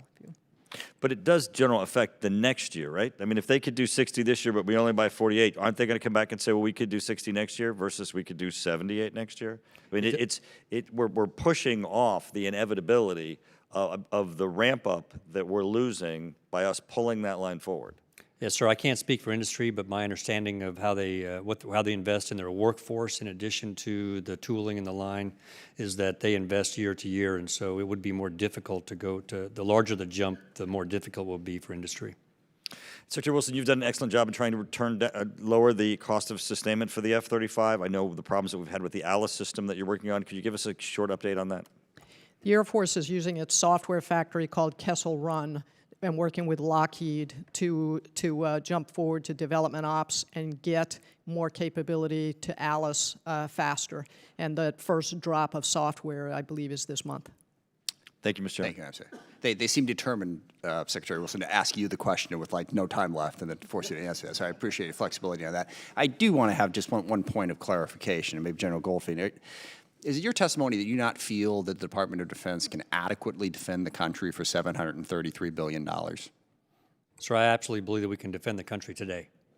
I think the question that you you specifically asked us was, what does the Air Force need in the 25 to 30 time frame and I'm going, to be able to adequately defend? Right, and I apologize. I'm going bigger picture here than just your individual budgets. And General Milley, as the soon-to-be chairman of Joint Chiefs of Staff, I mean, we've heard testimony about a bunch of numbers. Do you think you can adequately defend the country for $733 billion in the FY20 budget, forgetting the future for the moment, just talking about the FY20 budget? I think the Army's component of the defense of the United States, what we were asking for, the answer is yes. Okay. Thank you, Mr. Cooper. Thank you, Mr. Chairman. Thank the witnesses. I would like to ask Secretary Wilson and General Goldfein a very simple question. Are you in favor of the Pentagon's current proposal for a Space Force? Yes. Yes. So I thought your testimony was interesting. On page 9, you say you use the passive voice here. The Department of Defense recently submitted legislation to establish the Space Force as a new armed services within the Department of the Air Force. You didn't seem as enthusiastic in that paragraph as in some other paragraphs. That was, I'm not really sure what to say about the use of the passive voice. Maybe my English teacher would be upset with me. But the point is that the proposal came from the Department of Defense. It wasn't something that we just wrote. That was all I was trying to say. Congressman, can I offer that when the President gave guidance, we spent several months within the Department of Defense debating, a very robust debate on where we would land to get in line with his guidance. And that was everything from the initial guidance of a separate service, separate department, and everything that comes with that, to a JAG Corps, Medical Corps, and everything in between. Where we landed from a warfighter's perspective is a recognizable place to have a service that stands up within the Department of the Air Force. That decision was made just prior to the legislative proposal coming forward. And so since then, we've been directed by the Secretary of Defense to do the detailed planning associated with what this force looks like. And that detailed planning is weeks old. More use of the passive voice. You said the decision was made. So I want to know whether the Air Force will be enthusiastic about the Space Force proposal, or are you being dragged kicking and screaming to support this? I think the fact that we are having a national debate about space is absolutely necessary. It's needed, and I give the President and the administration a lot of credit for raising this level of conversation of the one we're having. I'm not hearing anyone being dragged, but I am hearing some gritting of teeth. So there's no gritting of teeth here. This is from a warfighter's perspective, and as someone, you're not going to have many folks sit in front of you who have actually employed space capabilities in combat, like I have as the Space Coordinating Authority for Central Command. And let me just tell you that the path that we're on and where we're going is the right path. So it's wholehearted and full-throated support. Yes, sir. Whoa. So, although the previous estimate had been you needed $13 billion to do it, the $2 billion that's in the Pentagon's proposal now is sufficient. Congressman, let me talk to you a little bit about cost estimates. We were asked to come forward with the cost estimates for a variety of pieces of proposals. That includes the stand-up of a unified combatant command, which has already been approved by Congress, and it included everything that would go towards making a fully standalone department. The proposal that the President approved does not create a full standalone department. It creates a service underneath the Air Force, and one of the benefits of that is that it costs less money. Well, we like things like in the Army testimony, doing more with less. That's an awesome position to be in. I hope we can do it here. If memory serves, the record of the Air Force in regard to the Space Force is first opposition, then support once the President came on board, now full-throated, wholehearted support, although at different budget numbers. Is the current Pentagon proposal, is it unamendable? Is it perfect? Or should Congress weigh in with substantial changes? Congressman, I think that there is a proposal which we support. We also recognize that this is a conversation and that legislation is required by this committee, by the House and by the Senate, and we are open to discussing those things with all of you. Finally, in the short time remaining, how urgent is this request? How quickly do we need to act in order to prevent the U.S. from falling further behind? Congressman, I think the most important thing is the programmatic changes that you approved in fiscal year 19 and the elements in the budget. We also believe that this is the year to go ahead and make the changes that are needed with respect to organizational structure, and we will work with you to accomplish that. Sir, can I add just in a few seconds, of all of the work we have ahead of us, the most important work we do right now is stand up the new combatant commander, because that normalizes the business of warfighting going forward. As we get that, every other action we take now follows that and aligns with where we need to go. Thank you. Mr. Rogers. Thank you, Mr. Chairman. And General Goldfein, you're absolutely right. I agree with you on that. General Milley, first of all, thank all of you for your service. General Milley, congratulations on your promotion. I wanted to ask you, we all know that the Army's Future Combat System and ground combat vehicle programs were failures. How and why will the optionally manned fighting vehicle be different? I think the key is that, number one, the technologies have advanced to a level where we have confidence. Secondly, is we are doing a lot of experimenting and prototyping. And that's fundamentally different than what happened with, as you noted, with FCS. With FCS, we got out in front of our headlights, and in the sense that we were trying to demand a requirement in a vehicle for which the technology wasn't mature. We know factually that optionally manned or robotic vehicles work today. They're working in the commercial world. They're driving and delivering goods and services up and down the highways and byways of America, even as we speak. So it does work. Driving on a highway is a little bit different than driving through the hinterlands or the mountains or the the terrain of the Earth's surface, or in some urban areas that might be a result of combat operations. So there's some more research, development, science, technology that has to be done in order for these robotic vehicles to negotiate that type of terrain. And there are some more challenges, so I don't want to be Pollyannish about it. But we're very, very confident it's going to work, and the vehicles that we think will come off the production line here in the not-too-distant future will have great capability to be optionally manned. Okay, it appears that the U.S. is finally going to withdraw from the INF Treaty. Does the Army intend to remove the previously imposed range restrictions on your long-range precision fire initiatives that complied with that treaty heretofore? Congressman, if and when we depart from the treaty, the Army is prepared to move forward and extending the range of our precision strike missile, for example. Great, thank you. I yield the balance of my time to Ms. Stefanik. Thank you, Mr. Rogers. Secretary Esper, last week we received the Army's unfunded requirements list, and the railhead at Fort Drum was at the top of this list. That's a project that I have very much supported. Can you explain why infrastructure projects such as this railhead at Fort Drum did not make it into the budget request, and what you are doing in the interim to ensure that units like the 10th Mountain Division maintain the capability to rapidly deploy in response to worldwide threats? Right, I'll take the first stab at it and then let the chief do as well. So on improvements such as that in MILCON, the wants and needs always exceed the resources, and we try and prioritize them based on readiness and power projection. Clearly for our installations, they are and Fort Drum is one of them, of course. They are places by which we project power forward. The Army's first thing it needs to do anywhere it goes is deploy. We have to get there, which means getting first from the fort to the port and then port to overseas. So we rack and stack those, and we put them in the order based on what we think the mobilization process looks like and the timelines for deployment, and that's how we come up with that list, and that's likely how it made it onto the UFR list, if you will. General Milley? Just a process note, each of the service chiefs submit the UFR list, the unfunded requirements list, based on our assessment of risk and our chief's assessment of risk that feeds into the chairman's annual risk assessment. So everything's related to risk, as was pointed out by Chairman Smith early on. With respect to Fort Drum, as you know, commanded up at Fort Drum, that railhead's very important.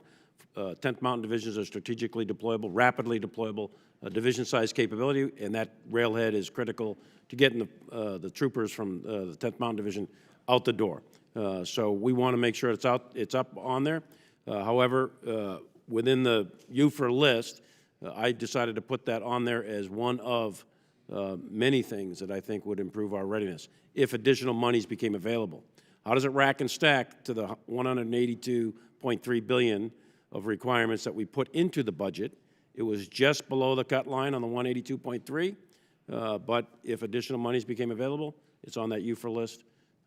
And would like to see it funded if possible. Absolutely. So I will continue to prioritize that project and fight for appropriations when it comes to the MILCON budget.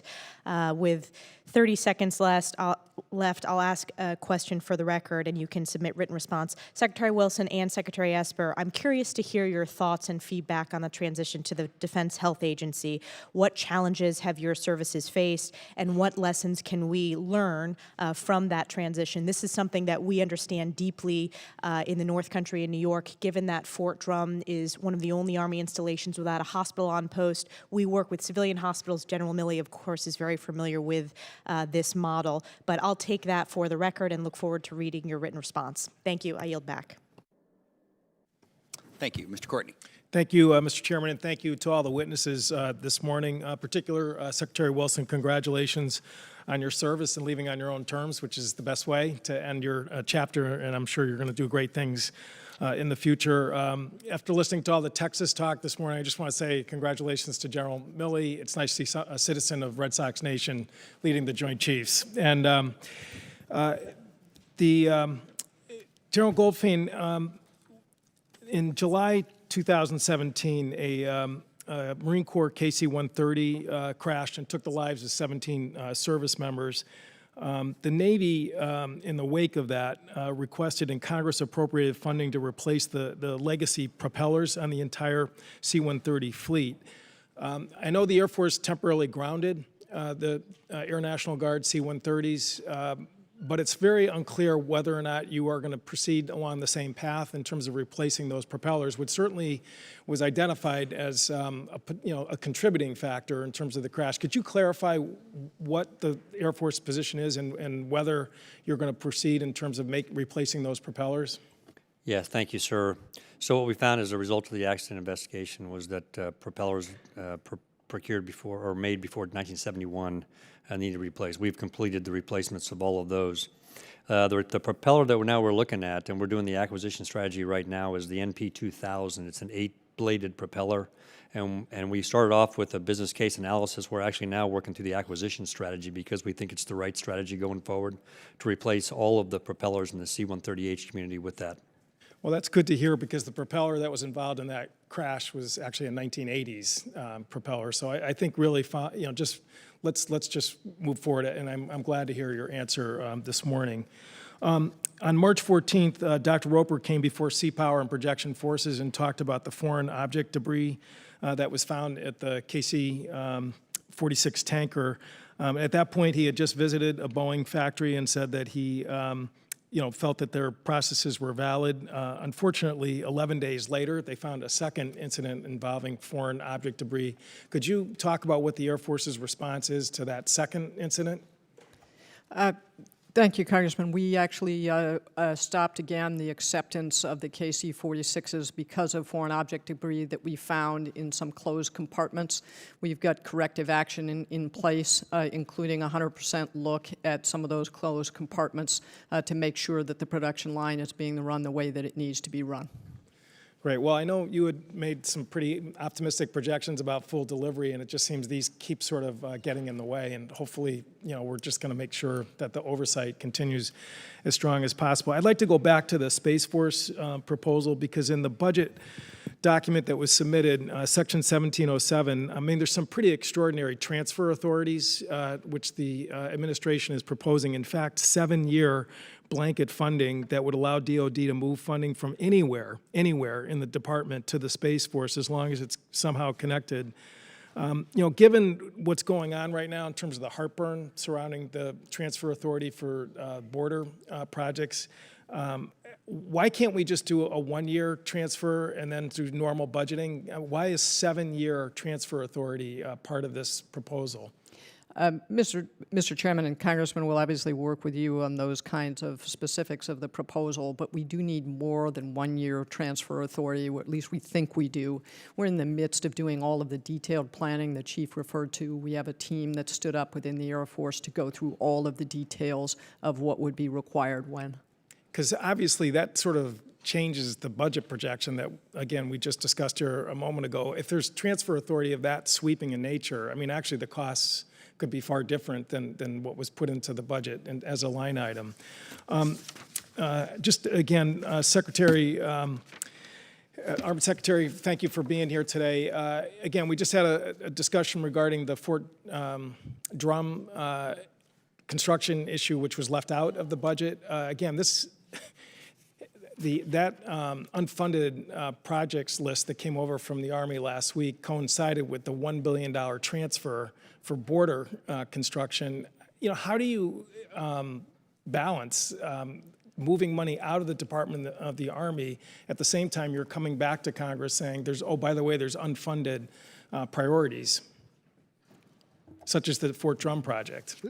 Right, I understand. Yes, sir. Well, Congressman, we didn't move the money out of the Army. When we realized we had a military personnel wedge of about $1 billion, we apprised Congress. We have certainly notified OSD, Office of Secretary of Defense, of that. And as they are more often than not to do, they take that wedge from us and use it for broader DOD priorities. And without even consulting Congress, by the way, which again is a very big breach of normal practice around here. And I frankly think it's going to do damage to transfer reprogramming. And while I in agree the with the future. chairman, Ms. Courtney's point, his time has expired. So, well made. Mr. Conaway. Thank you, Mr. Chairman. Ms. Wilson, I know the folks at University of Texas El Paso will be happy to have you, and the school will be well served by your future service there. So welcome back to Texas, or welcome to Texas, I guess. You were almost there when you were in New Mexico. I need to add a couple of comments about the audit issue that's been discussed here before. The real full court press on getting that done began when Leon Panetta was secretary. He was the one who really started the ball rolling and communicated that to the leadership. I've been watching to make sure that subsequent changes in leadership, that each one of the new leaders gave the kind of full-throated support that's going to continue to be necessary to get this done. And while there's a lot left to be done, there has been a lot done. And good, hardworking men and women in uniform and civilians have been at this process for a long time. And I don't want our comments here to discourage them or think that we haven't recognized that an awful lot has been done. 18 was the first year that the whole thing was under audit. That's a big deal. Secretary Esper, I know you mentioned some 400 plus NFRs. Individuals have been assigned to each one of those to make sure that they're done. Is that correct? Yes, sir, and they're preparing corrective action plans for each of those to make sure we get them done in a timely manner. And I assume the Air Force has done a very similar thing, Ms. Wilson? Yes, sir. And so tracking those, that work, they all have timelines, they all have ways to get at it, and that will get us even closer to getting the books and records audited. Is that a fair statement? Yes, sir, based on the timeline I gave Chairman Smith earlier. I got you. The good work, but truth of the matter is the systems, many of those legacy systems were created in an environment when auditing was not an issue. It was never to be expected. The systems complied with the Appropriations Act, with the Anti-Deficiency Act. So we do know, we just don't toss money in a bucket and not know where it's at. But we can't audit it, and that meant setting up internal control systems that could be audited so that you don't have to check every single transaction. You can count on the system to work, and those have been put in process. So I just want to give a pat on the back for the hardworking men and women throughout your agencies that are getting this thing done. Long way to go, and we got to keep the pressure on them. That pressure comes from the top, and I appreciate each of the four of you, your attention to this. It's percolated all the way down further in the systems. I've told this story before. I was on the USS Texas, and we were doing a bit of a town hall meeting in the galley, and a young seaman asked me, Chairman, what about that audit thing doing? How's it working? Well, I don't know if that was put up on that, but if a young seaman on the galley of the USS Texas knows about the audit issue, then we are making progress. General Milley, last week, the acting secretary is here, and the budget drops the end strength of the Army by almost 8,000. Can you speak with a little bit of granularity as to what that means? General Goldfein mentioned 4,000 maintainers short. What happens to our Army when they can't recruit the additional 8,000 that would have been there had you been able to recruit them? Thanks, Congressman. Let me put in a little bit of context. We were able to recruit 70,000 soldiers into the Army last year. That's a 10-year high. And yes, we missed the mark by 6,500, but we did that because I set the bar too high on an unachievable goal. Secretary Mattis and others cautioned us against that, by the way. They thought that the bar was being set too high, and in fact, it proved to be that way. So we had a very, very ambitious goal last year, and we came up short. But we did achieve a 10-year high. That's 70,000. That's bigger than the Australian and Canadian armies combined. So it wasn't like we had a bad recruiting year. We just missed the mark that we set. Having said that, the key point for us is to fill the holes in the existing force structure, fill the manning holes. We have some units, when I became the Chief of Staff of the Army, that were going to major training events at 65 or 70% strength. That's unacceptable. We need units going to training at greater than 90% strength. In order to do that, we need to make sure that we're filling them at 100% strength. We've also taken action to reduce our non-deployables significantly. When I became the chief, we had 140, 150,000 non-deployable soldiers. That's been dropped down considerably. So what was 17% high on average for units and non-deployables is now down around 6 or 7%. So it's recruiting, retention, reduction in non-deployables, and ensuring our soldiers are ready to go. That resolves the manning issue for the Army to fill the holes in the existing units. Thank you. I appreciate that explanation. I yield back. Thank you. I think it's my turn, the chairman not being here. General Miley, congratulations on your appointment. We await your confirmation. General Goldfein, as always, your service is much appreciated. Secretary Wilson, you're on to new things. El Paso awaits you, and we will miss you. Esper, you and I are going to be together. So we look forward to that. General Miley, in your testimony, you said that you need $4 to $5 billion this coming year for modernization. Long-range precision fires, $1.3 billion, combat vehicles, and so forth. In your testimony, Secretary Wilson, you mentioned the problems at Tyndall and Offutt. You didn't mention the fact that the Marine Corps base at Camp Lejeune was also devastated. Total cost of recovery from those 3 bases is somewhere around $8 billion. And I assume it's a priority because those are key bases for the American military and our security. What I don't understand is why the $1 billion from the U.S. Army personnel account was transferred to the counter-narcotics account so it can then be used to build a border wall. When you're giving us testimony that the recovery of these bases is absolutely essential. And I don't understand. So I'm going to ask specifically Secretary Wilson, what is your view of the transfer of that $1 billion from the Army personnel account to build a wall rather than to backfill the $740 million that you've had to spend to clean up Tyndall Air Force Base? Could it be better spent at Tyndall? We have had, and I can't think of a time when I was here, and certainly in my service in the Air Force, where we've had a natural disaster like we've seen hit Lejeune and Tyndall and Offutt when there wasn't a supplemental to help with that. And we didn't take it from other parts of the service or other parts of the department. So I think we need a supplemental to recover from the storm damage. I won't press you, but in fact, the money is already in the Department of Defense. The decision was made to transfer it for the construction of 150 miles of border fence rather than Tyndall, Offutt, or Lejeune. Secretary Esper, what was your view of that transfer? Was it the proper thing to do?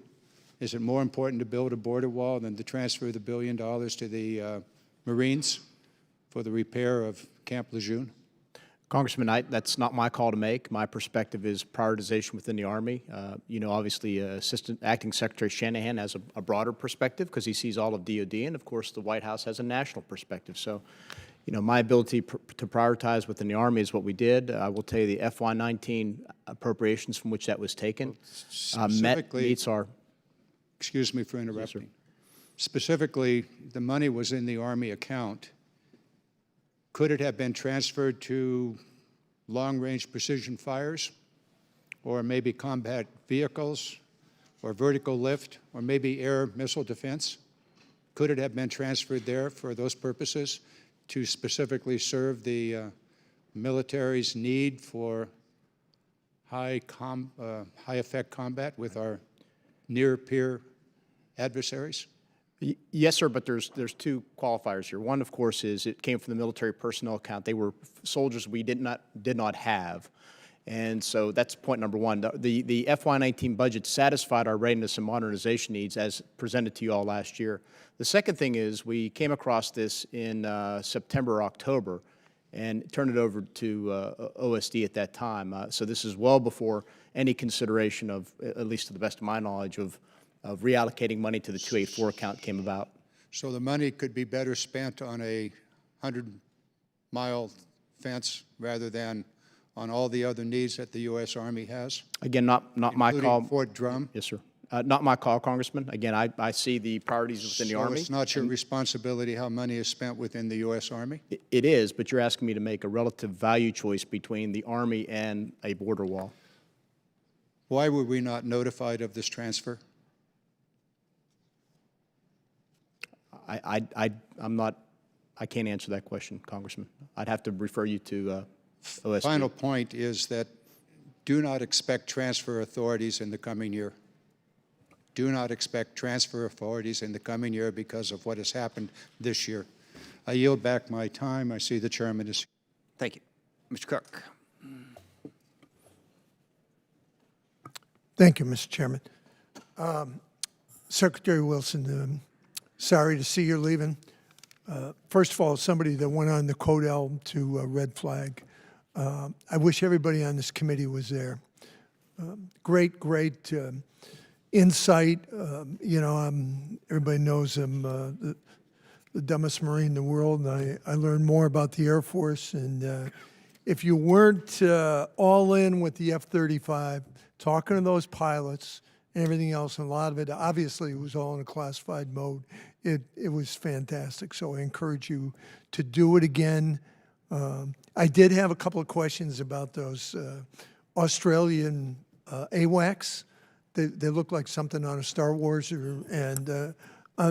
are we evaluating their capabilities compared with our old AWACS, a system that's probably older than me, if there is such a thing?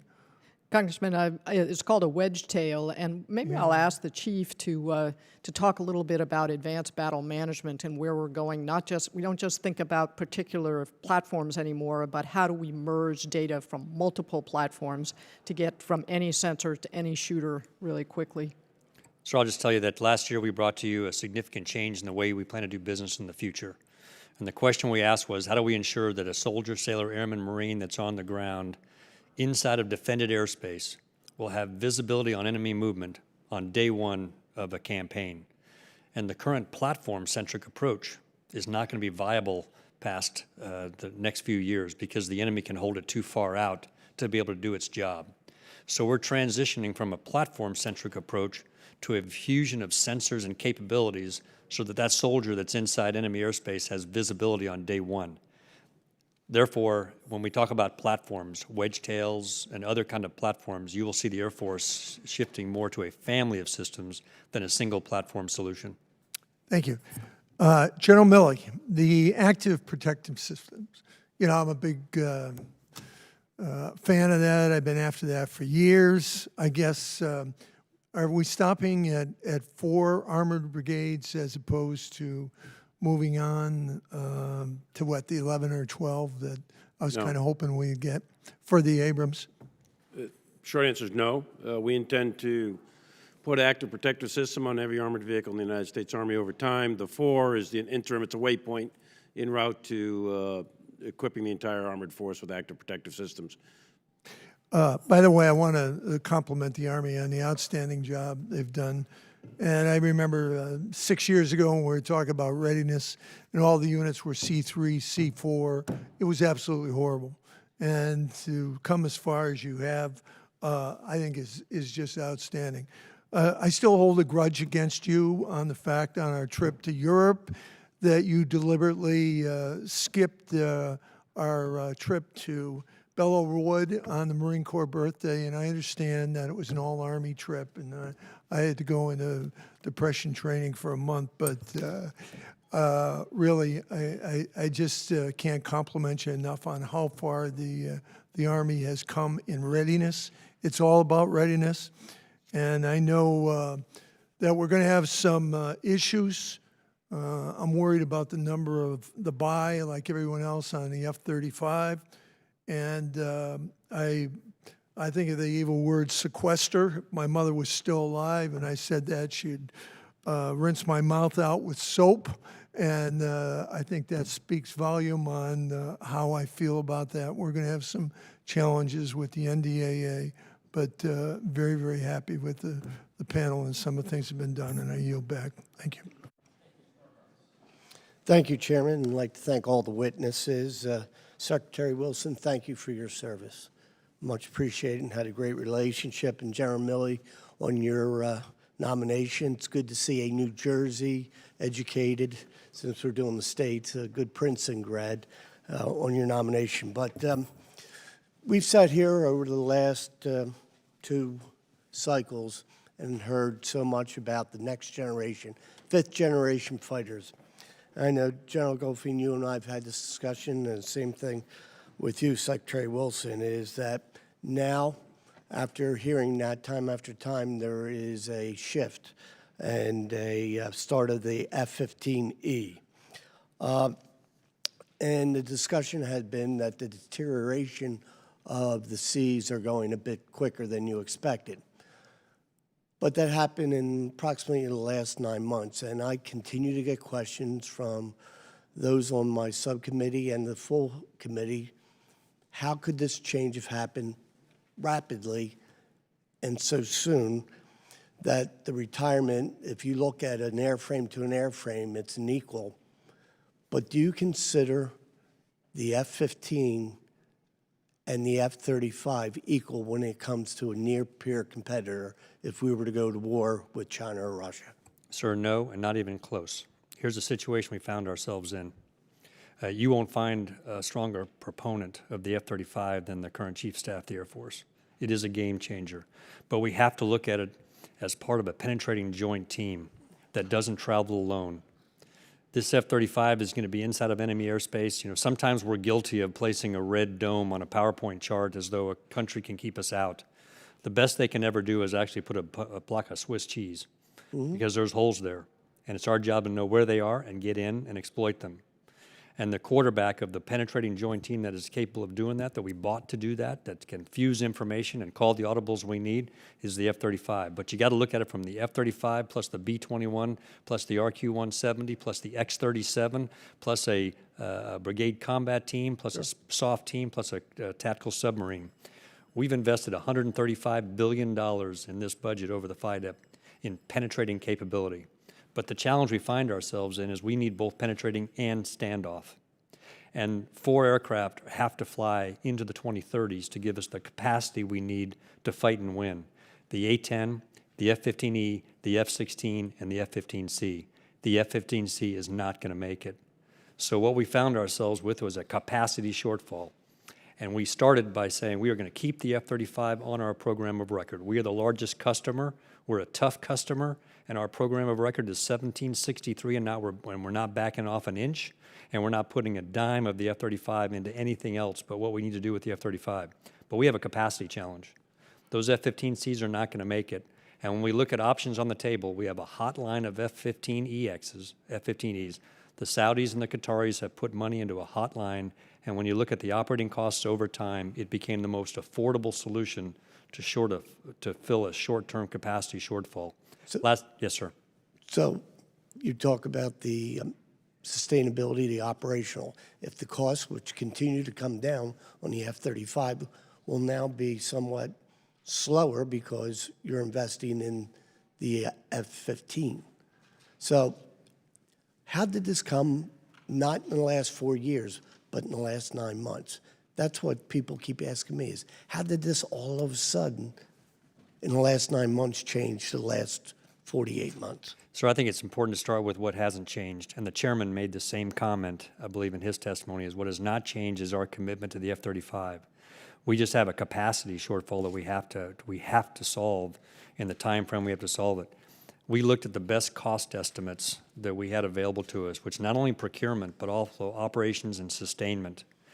And by having an F-15 variant replace an F-15, same construction, same hangars, same operating and support equipment, same maintainers, so the transition costs are minuscule, and so therefore, in terms of time and readiness, as long as we do this on top, as a small slice on top of the F-35 and the other penetrating joint capability, this gives us more combat lethality. This is not an either-or discussion. This is an additive discussion.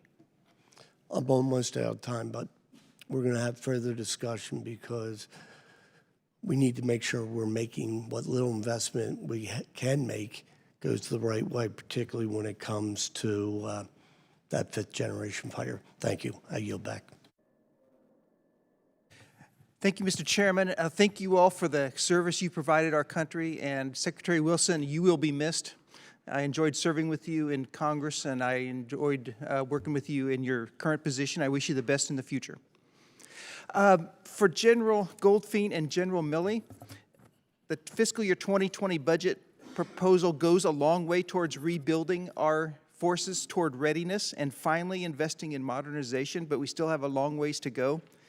We've talked about the risk involved if we don't have $750 billion, but can you be specific as possible with what capabilities are at risk if we do not have that top line amount of 750, what training risks we incur, and what risks we would incur in the event, God forbid, of a major conflict?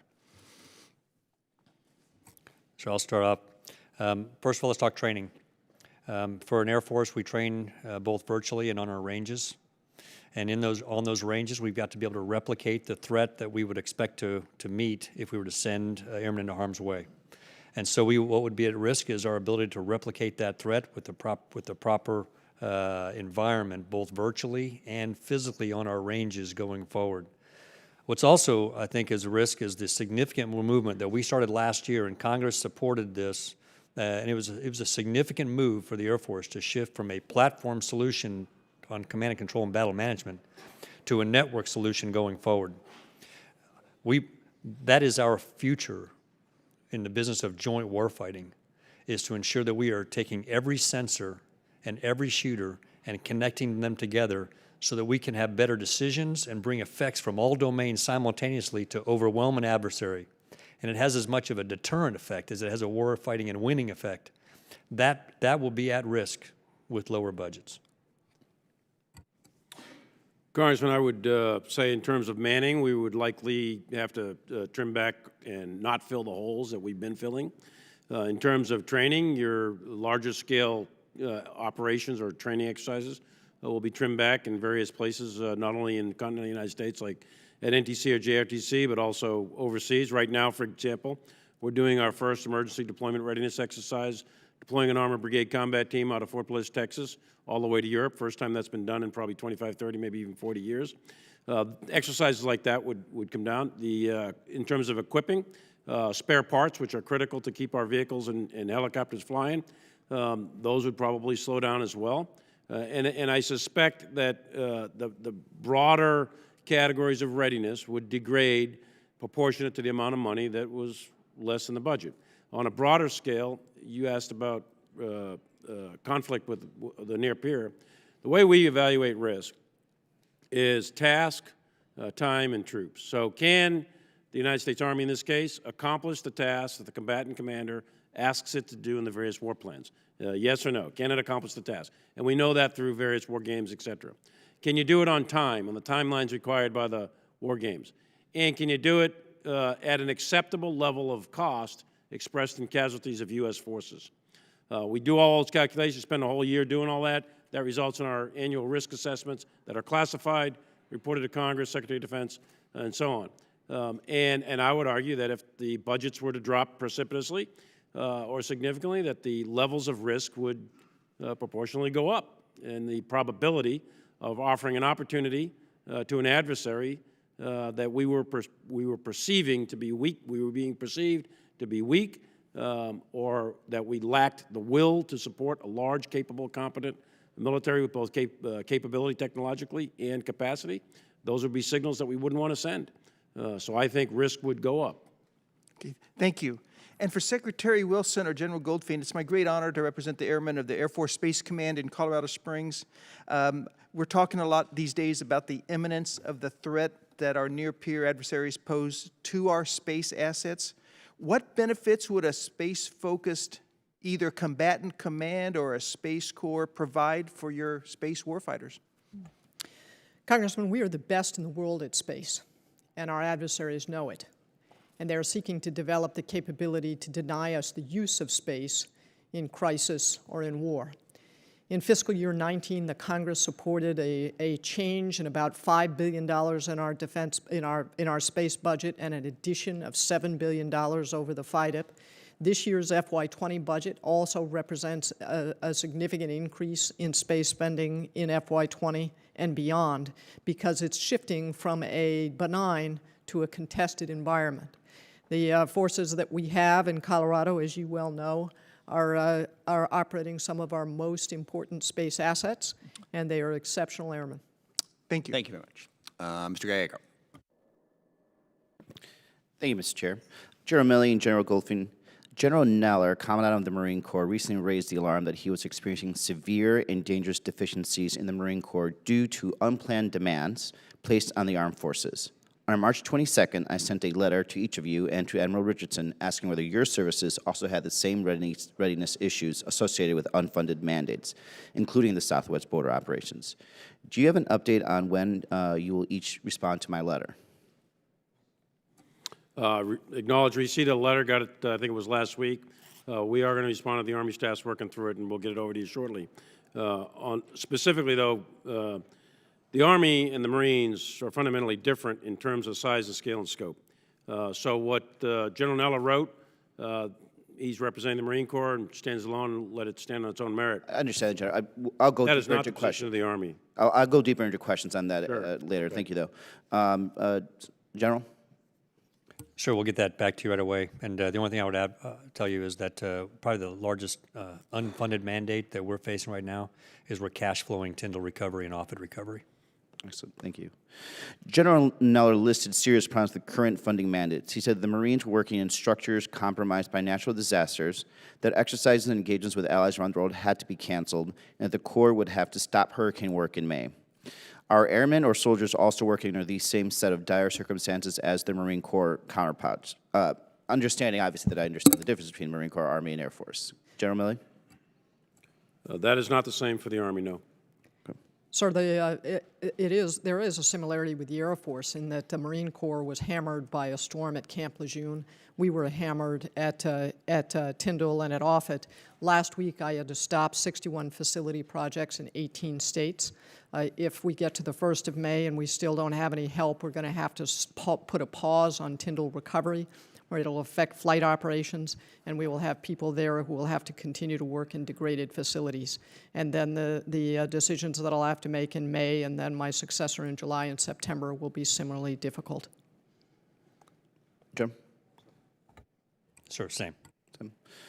Great. Have you spoken to Acting Secretary Shanahan about these readiness issues that you just brought up, Secretary Wilson or General Goldfein, about the readiness problems and issues meeting your requirements, specifically in terms of natural disaster recovery? Yes. Okay. Have either of you spoken to President Trump about his desire for a wall at the southern border outweighing your service funding requirements? General Milley? I have not personally talked to President Trump about that, no. Secretary Wilson? No. No. Great. Secretary Esper and Secretary Wilson, have you spoken to Secretary Spencer about General Neller's concern whether they reflected at all in your services? I know this is kind of redundant, but want to make sure we're covering all bases. No, I don't believe we have. No, I don't believe I have. How can we be confident the money that we authorize or that appropriators send to the department to meet shortfalls won't be reprogrammed into the future to something that doesn't help the readiness issues that we have been discussing for other issues or for other programs such as a wall on the southern border going into the future? Sir, in the case of the Air Force, it has to do with recovering from the storm and the need for the supplemental. Right, I understand, but politically speaking, what confidence do I have going to the future that more money, as said, won't end up at some other project, whether it's a border or something else into the future? Senator, we're trying to work Thank with you you for on the the promotion. supplemental. I'm not sure how to answer your question. Okay. I'm sure you've already heard many members of Congress on both sides just say that because of this situation, because what President Trump is forcing us, what is occurring, it really creates a lot of confidence problems about how we fund our military and whether we have to be stricter into the future in terms of flexibility, which I think also at the end is a detriment. And I guess it's not really appropriate for you to comment one or the other, but I think I just want to reiterate what many of my other colleagues, both on the right and the left side of me, have said in regards to how disturbed we are that money is going to be taken without legislative approval for projects from the military, which we have clearly designated as important priorities to us. But with that, I yield back my time.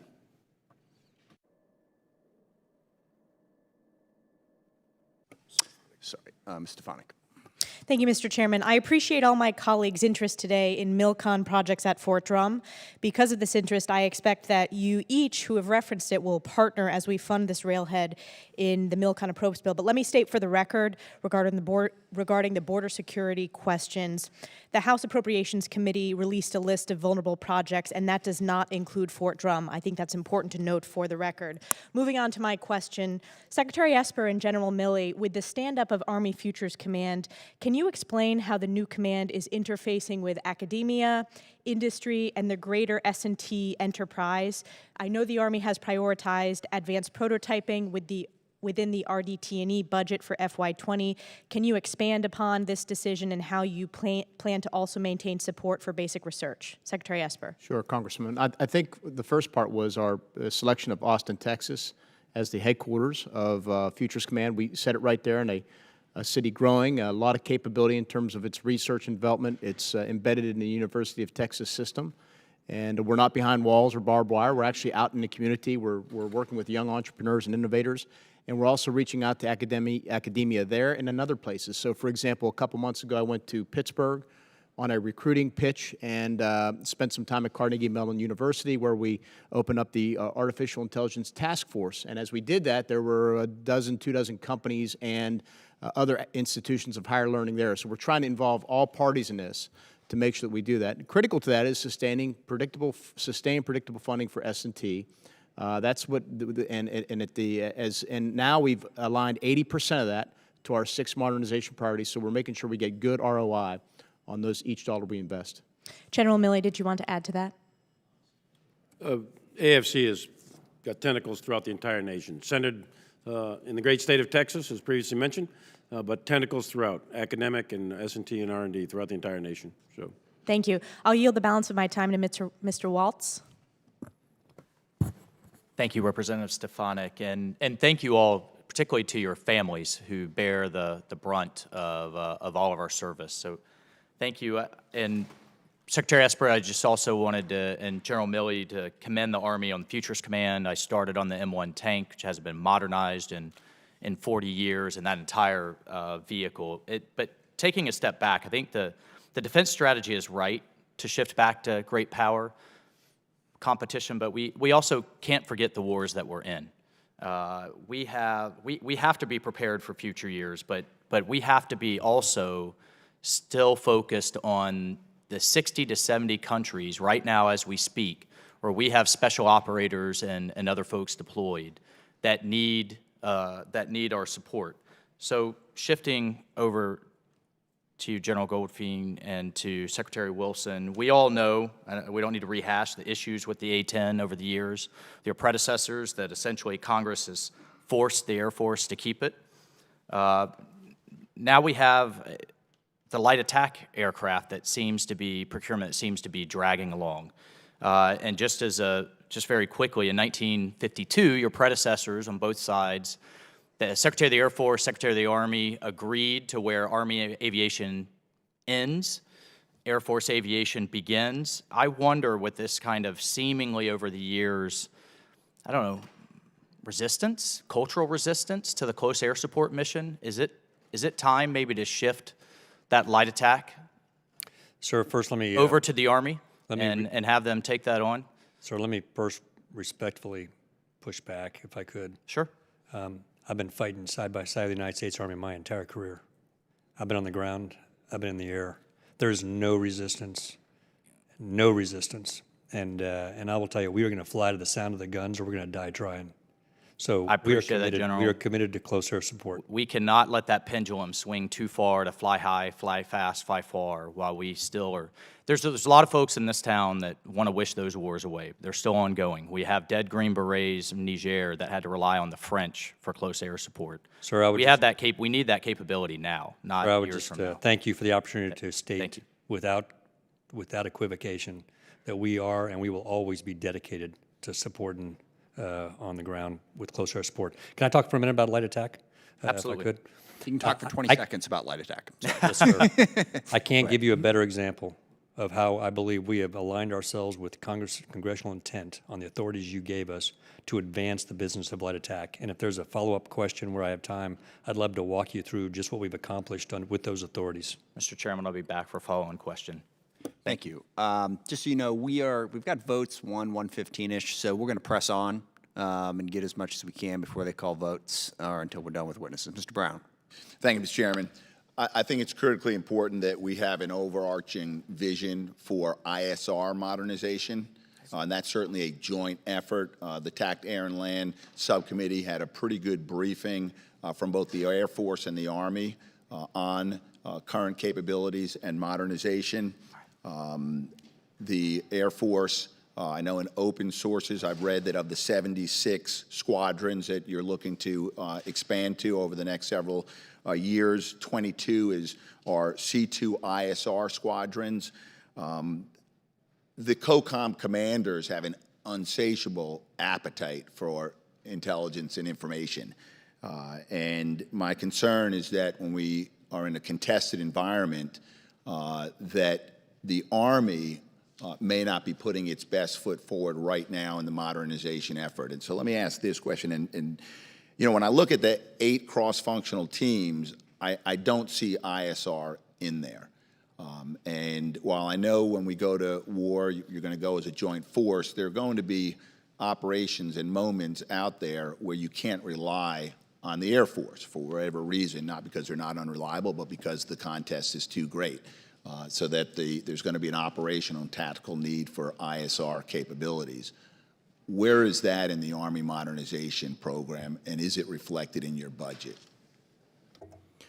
So thank you, Mr. Brown, for raising this issue. ISR is critically important, and you've hit the nail on the head. It's how do we adapt our systems or procure future systems to be effective in an environment that is very contested with very capable enemy air defenses and other means. So ISR is part and parcel of several of our cross-functional teams. It's critical. What comes to mind immediately is long-range precision fires in order to do deep targeting. You can look at even the next-generation combat vehicle, which is considering organic drones to do over-the-horizon type of capabilities, and even down to the soldier lethality CFT, where soldiers are backpacking small drones to use at the tactical level. That said, we also have an ISR task force within the Army that works at the organic level, the joint, and the national level to make sure that we're well integrated. And we're pushing hard on this front to make sure that we can do this. I'd be remiss as well, since you were a helicopter pilot, you know, as part of our future vertical lift, we're looking at manned, unmanned teaming, if not fully autonomous, where we can penetrate enemy air defenses and do unmanned with our rotary wing aircraft the ISR we need to help with the ground force maneuver. So are you contemplating any force structure changes over the next 10 years? You know, our Futures Command is working this right now as we pull multi-domain operations, our new doctrine forward and develop it. They're actually looking at how do we organize the Army differently if need be, how do our formations change, how does all that happen, and this is part and parcel of that. Chief, I don't know if you... Yeah, a couple of comments, Congressman. First, we're putting $4.5 billion into ISR in this budget, so it's not like we're not doing it. It didn't make it into the top 6 as a standalone, but it's embedded within, as the Secretary said, it's embedded within almost every one of those, so ISR is a piece of that. Thirdly is armies don't fight wars. We fight as a joint force. So it's important to understand that as Congressman Wallace, and I know you understand, and everybody else, we fight with the Air Force, the Navy, the Marines, and we fight as a combined force with our allies. So all of these things are interoperable, and we leverage each other's capabilities. Fingers mentioned the F-35, for example, as being the quarterback of the joint force, and we're leveraging these capabilities from space and the air domain. So there is a significant amount of ISR out there. We recognize it's important. We think we're putting in an appropriate amount of money and investment in ISR in this particular budget, and it's embedded within those priorities. You know, and I appreciate the joint fight, the joint force effort. I just think that there are going to be times when a COCOM commander is going to be out there, is going to make a request for ISR, and the demands are going to be too great. Currently, they have organic capabilities. They're operating now more in uncontested environments. Are those organic capabilities going to be able to survive and be effective in a contested environment? But it sounds like the answer is you're making the investments. It's in the budget. Let me just use the remaining 20 seconds to say that I am not picking up the A-10 mantle like Representative McSally, but we've got A-10s in the Maryland Air National Guard. I'm concerned that they're programmed to be grabbed and taken by fiscal year 2021, but yet we have not yet heard about the replacement airframe, the C-130J. So for the record, if you could just follow up with my office on the status of the fielding of the C-130J to the Maryland Air National Guard. I yield back, Mr. Chairman. Thank you, Mr. Desjardins. Thank you, Mr. Chairman, and thank you all for being here today. First, I'd like to thank Secretary Wilson for having Undersecretary Matthew Donovan meet with the Arnold Air Force Bases Community Council yesterday at the Pentagon to address their concerns. So we're grateful for that. We can't address the threats laid out in the National Defense Strategy without solid investment in our range and test facilities and the associated testing and evaluation workforce. And I should also note the Director of Operational Test and Evaluation recently released a report highlighting the need to improve U.S. infrastructure to conduct operationally relevant testing of the next generations of weapons. So Secretary Wilson and Secretary Esper, what is your assessment of the U.S. capabilities to fully test hypersonic technology? Sir, we are actually going to be building some more wind tunnels, hypersonic wind tunnels. I just visited where we're going to be building one in Indiana and then another one at Arnold. And so those are the two places that I'm aware of. Overall, on testing and training ranges, there's a significant investment in the Air Force budget in improving our testing and training ranges. Okay. And Secretary Esper, I know that you have a fondness for this region of the country because both our wives share the same home county of Franklin, Tennessee, so I'd like to get your input on Arnold and the same question.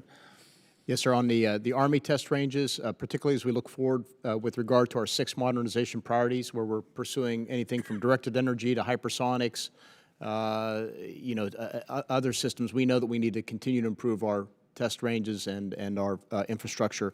Sensors, for example, come to mind as you test hypersonics. Is how do you make sure you have the means to test them and track them and monitor their performance in flight? Okay. Second question, what are the services doing to improve and modernize test capabilities within their respective range and test facilities? I'll just pick up and say, again, I've been to a couple of our test ranges, whether it's Yuma, Arizona, or White Sands Missile Range. We recognize improvements are needed at each, but it goes to all of our others. We need to look at that, and we can come back and give you more detail if you want that. Okay. Sir, our test ranges and particularly our training ranges are significantly impacted by the budget, that significant increase. The two that will be most impacted in a positive way are Nellis and J-Park in Alaska. We were going to be trying to bring those to what we call 5th generation capability, and then a number of other improvements in our ranges that are closer to home for many people in the lower 48. Okay, and then kind of along the same lines, finally, are we adequately addressing the infrastructure and workforce needs to support the testing and evaluation of current and planned weapon systems? I think is, again, that's part and parcel of what we're looking at to make sure we improve. It's a combination of things. It's infrastructure, it's sensors, it may well be people as well, but all those things we're looking at because we need to make sure we're postured to do the testing we will need to do in the coming years as we move forward on prototyping new systems and then certainly down selecting and operationally testing them. So I think we're okay on testing. I would say that on our ranges, some of the things that are most expensive and difficult to get are the simulated enemy things, and we are adding in more what we call red air or contract red air to be able to imitate bad guys and fly against us. Okay, that's all I have. Thank you. I yield back. Thank you. Representative Houlihan will be next. Thank you so much for all of your time. I have two very brief questions, and one of them has to do with, on the very 70, 80 days that I've been in Congress, one thing that I've learned about my job here is to make sure that we deliver a budget on time so that you guys can be responsive to that budget and know what to plan for. And so I share the responsibility that with Congress to make sure that that happens. But I also have learned a little bit about the your responsibility as well on your side of the table to make sure that you provide clear priorities for us. And so I represent the state of Pennsylvania, and one of the things that's been striking to me is that in the most recent round of budgeting, there's been a reduction or no longer an ask for the Chinook upgrades for armored multi-purpose vehicle upgrades and Bradley upgrades. And all of those things were, as of 18 months ago, in the prioritization of the budget, and I think have caused a lot of consternation in the Pennsylvania supply chain, I can tell you. And so my question to you is, what changed, over the last 18 months, I guess Secretary Esper in general, that would have made you change your minds about the importance of these upgrades? Congresswoman, I'll go first. I would say a few things. First of all, clear guidance from Secretary Mattis at the time with regard to our direction, followed up by the National Defense Strategy, which said shift from 18, 19 years of counterinsurgency warfare to high-intensity conflict. and that caused us to relook everything we did. We also rolled out a modernization strategy, I think, in May of last year, and then topped it off with the Army vision that I introduced at the beginning of this hearing. So the pivot toward being able to fight and win against near-peer competitors caused us to relook everything and fundamentally shift the direction with regard to how we train, how we man, and how we equip the force, and soon how we organize as well based on new doctrine. So 5 major lines of effort there that are driving all this and pulling us into the direction of those modernization priorities that you're referring to. Mm-hmm. Sir? Well, same thing, Congressman. When the NDS was published by then Secretary Mattis, that represents a fundamental shift, and it's authoritative. It's orders to us that we have to go back and do the analysis, and we have to make the appropriate shifts. If we do not shift, if we continue to produce legacy systems, then we're going to really put at risk, significant risk, very, very high risk, the first battle of the next war, where soldiers that are probably yet unborn will be fighting with equipment that we see today. And that will not be a good thing, as you well know from your own service. So we've made a conscious, very, very difficult decision to shift gears and start laying the groundwork to fund the modernization of the United States Army. And I really understand that hard decisions need to be made. And I guess one of my questions to you is, was there any consideration in making these hard decisions about the impact on the supply chain or the industrial base in those Absolutely. decisions? That was discussed at great length, extraordinary pain, led by Secretary Esper and the whole Army staff, civilian and military, in massive amounts of hours. I can't even describe the level of pain that was throughout all that discussion. Absolutely, yes. I would add as well, we had a number of conversations with the private sector, particularly with CEOs and senior leaders from, I think, some of the companies you're referring to. We could only be as transparent as we could with regard to particular cuts, but we were very clear with regard to where we're going, those 6 modernization priorities. And as I and the chief, other senior leaders have messaged for well over a year, that's where we're going. There's predictability, those priorities are not changing, and that's where we're shifting $30 billion into the future. So meet us there, come talk to us about how you can be a player in that future, because whoever gets on that bus will have a franchise or work or whatever you want to call it for decades to come after that, because that's our new direction. Thank you, and I look forward to those continued conversations on that. I only have about a minute left, and so I'll try and truncate my question, which is, what are we doing? I was a lieutenant in the Air Force, engineer, and I looked up and didn't really understand in the late 80s, early 90s what my career path looked like because of the change in threat. My question is, what are we doing in this area of cyber to make sure that a young lieutenant such as me would look up and understand where they could head in a career in the military? Congresswoman, over the next couple of months, we've been working for about 18 months looking at how do we evaluate, how do we promote officers and develop officers for the future of combat. And probably by this summer, we will be rolling out new categories, including separate categories for different kinds of officers, about 7 different subcategories, so that a cyber officer doesn't have the same things to do in their career as a maintenance officer, and they don't compare to each other, because we need to promote to the needs of the service and not just promote everybody like their line in the Air Force. Thank you so much for your time. I yield back. Mr. Gates. Thank you, Mr. Chairman. I want to begin by joining my colleagues in thanking Secretary Wilson for his service. You are well thought of throughout the Air Force, but particularly in my community where we have a number of Air Force assets. I'm grateful for all the time you've spent with the amazing service members in Northwest Florida.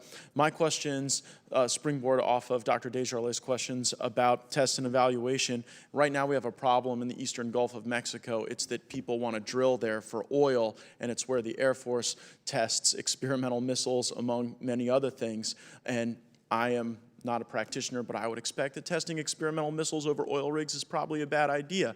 There is currently a moratorium in place that protects the Air Force and the military mission that is set to expire in the year 2022. General Goldfein, on the 23rd of June in 2017, you wrote Chairman Bishop a letter. You copied then Chairman Thornberry and myself on that letter, and in part you stated, the moratorium that protects the Air Force is essential for developing and sustaining the Air Force's future combat capabilities. The Air Force needs the certainty of the proposed extension to guarantee long-term capabilities for future tests.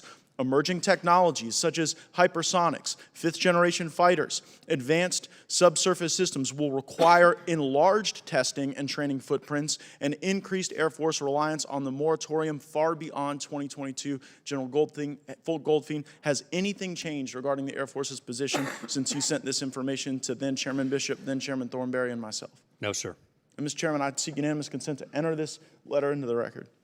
Hearing no objection, so ordered. And I would ask General Goldfein, right now, candidly, the bargaining going on is to trade away space in the Gulf Test Range for oil companies in exchange for an extended period of time that you say is essential for the Air Force's planning. If we had a Gulf Test Range that got smaller rather than larger, what impact would that have on the types of things that we need to test and evaluate given the current national defense strategy? As we build longer range capabilities, it's going to require longer range testing. It's as simple as that. And it's going to have a devastating impact as we really build, as we work into directed energy, as we work into hypersonics, and as we work into long range capability to make sure we stay ahead of the adversary. We cannot afford to have our ranges get smaller. They have to get bigger. And Secretary Wilson, do you have any basis to disagree with General Goldfein as to the need for a Gulf Test Range that is not getting smaller but getting larger? No, and in fact, the number one reason that we need to rebuild Tyndall is because of its immediate access to the Gulf Test Range without going over any population area. Well, thank you. Well, Mr. Chairman, I know you appreciate brevity, but I would just state for the record that this is an issue where there is an unequivocal position of the Air Force that they need this, and during the 115th Congress, the special interests who wanted to explore energy won, and we couldn't get these protections into the NDAA. And so I'm hopeful that with the new majority in control, that we would listen to the military officials and that we would consider the request that General Goldfein made in 2017 to consider these changes and to consider an extension in the NDAA.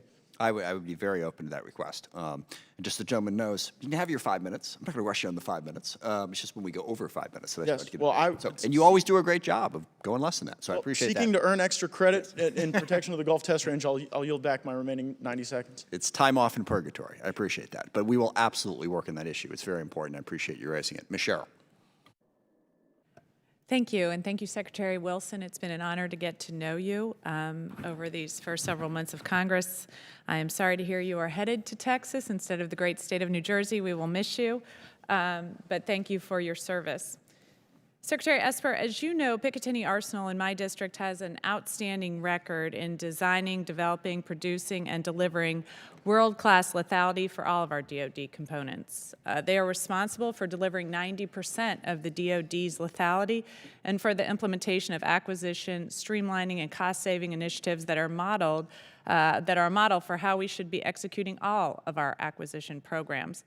I'm aware of several ongoing efforts to analyze roles and responsibilities of various Army organizations, and given that the workforce at Picatinny is a highly trained and skilled acquisition organization, I'm curious, because we know that ammunition is in continuous production. It gets produced and then it's either used in training or set aside for times of conflict, so there's no transition to sustainment for ammunition like there would be in, say, a tank or a helicopter. So the life cycle management of those programs should be done by acquisition experts. And I'm curious, can you give us some sense of and some detail on the McKinsey studies entitled Transition to Sustainment, or Roles and Responsibilities? What is the exact topic of those studies? When will each be completed? And when can I and other members of this committee receive the findings of these studies? So thank you for that question, Congresswoman. Picatinny is a great place. I was there last year, enjoyed really spending time there with the workforce. They're wonderful, and got briefed on a number of things that they are developing, to include technologies that are critical to our 6 modernization priorities. So I had a spectacular visit there.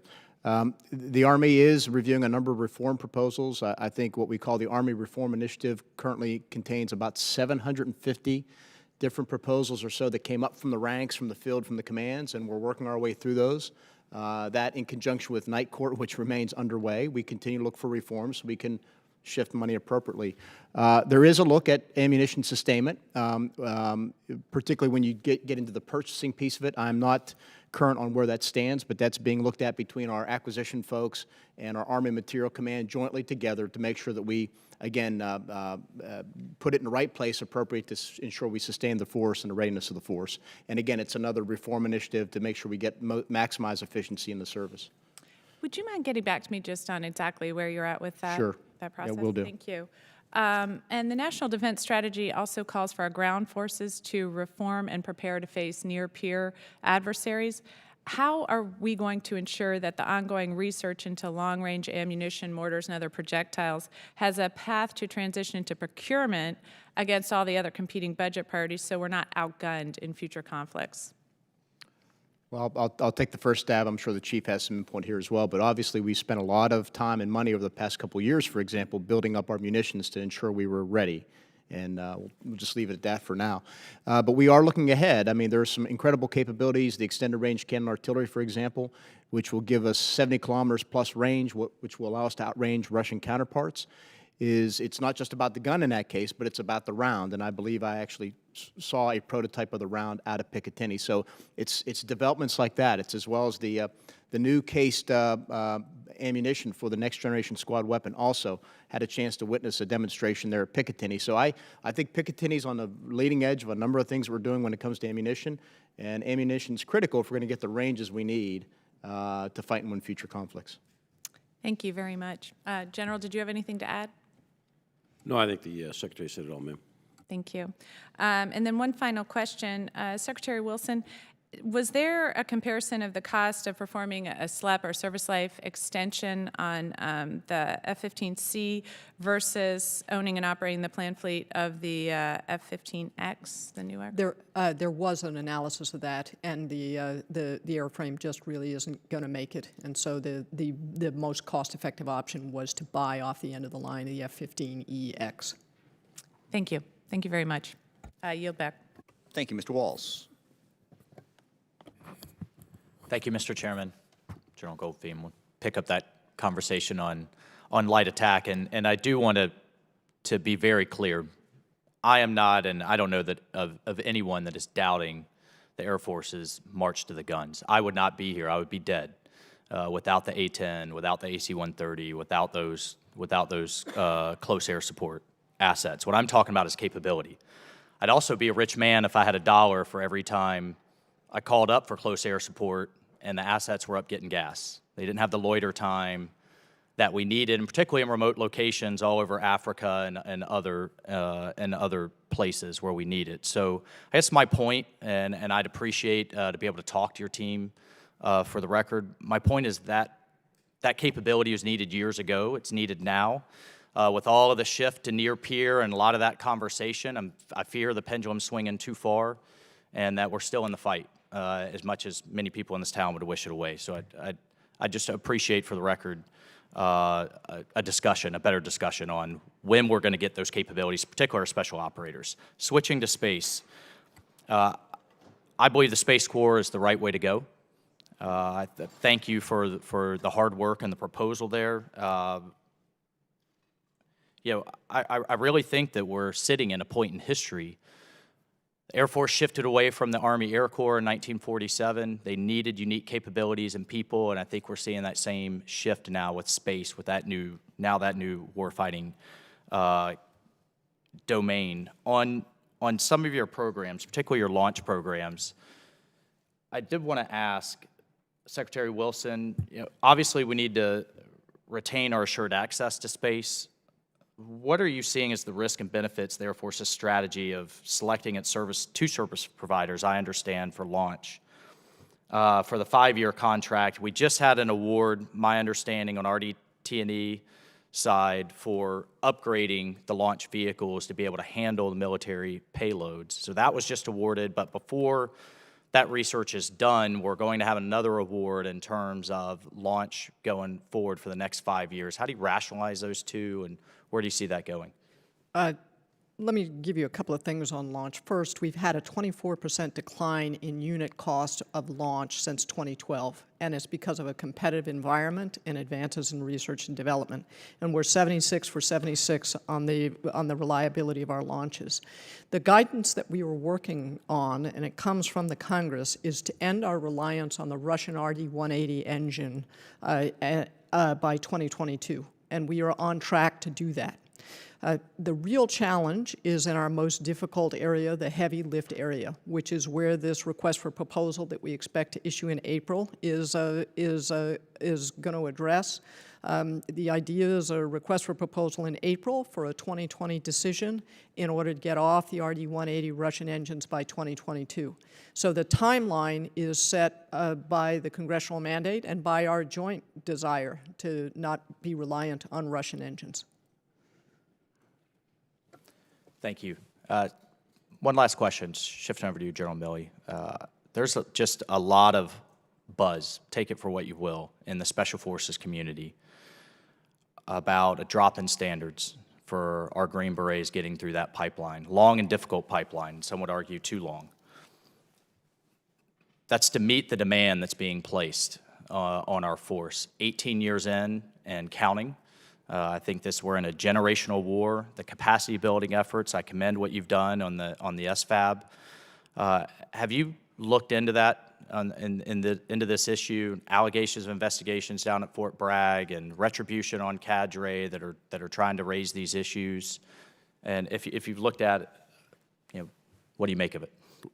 We have, and I say we, as you know, United States Special Operations Command, SOCOM, has Title 10 responsibility for all U.S. Special Operations Forces, Army, Navy, Air Force, Marines. And Tony, under Tony Thomas's leadership, and Fran Beaudet, who's the commander of U.S. Army Special Operations Command, both of them have looked at those allegations in depth, and I've looked at it as a Special Forces veteran as well. So basic conclusions are, yeah, there's been some modification of changes, but not to lower standards, to meet standards of an evolving world and evolving demand. So I don't think that the special operations standards in the Q course, as far as I know, I don't think they've been lowered for any particular reason. And that's what I'm getting out of I'm sorry. Lots of people. I'm sorry. General Amendment's time has expired. Okay, I'm sorry. And I certainly take your point. I think it's a crucial issue, but it is good to know that they're maintaining the high standards. So, Ms. Escobar.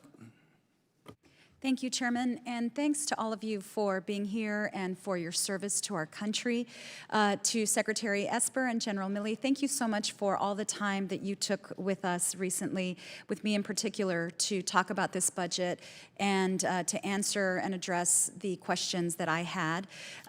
Secretary Wilson, good to see you again, and I want to thank you for the multiple conversations that we've had as you transition to El Paso and the great University of Texas at El Paso, and to hear me out as I bring forward concerns by the community and talk about the opportunities that lie ahead. Secretary Esper, in reading over the budget and the memos about the budget, the fiscal year 2020 budget request for military construction, family housing, and BRAC is an increase of over 387%, and it includes, please correct me if I'm wrong, a backfilling of the funding that was taken by the emergency declaration for the wall?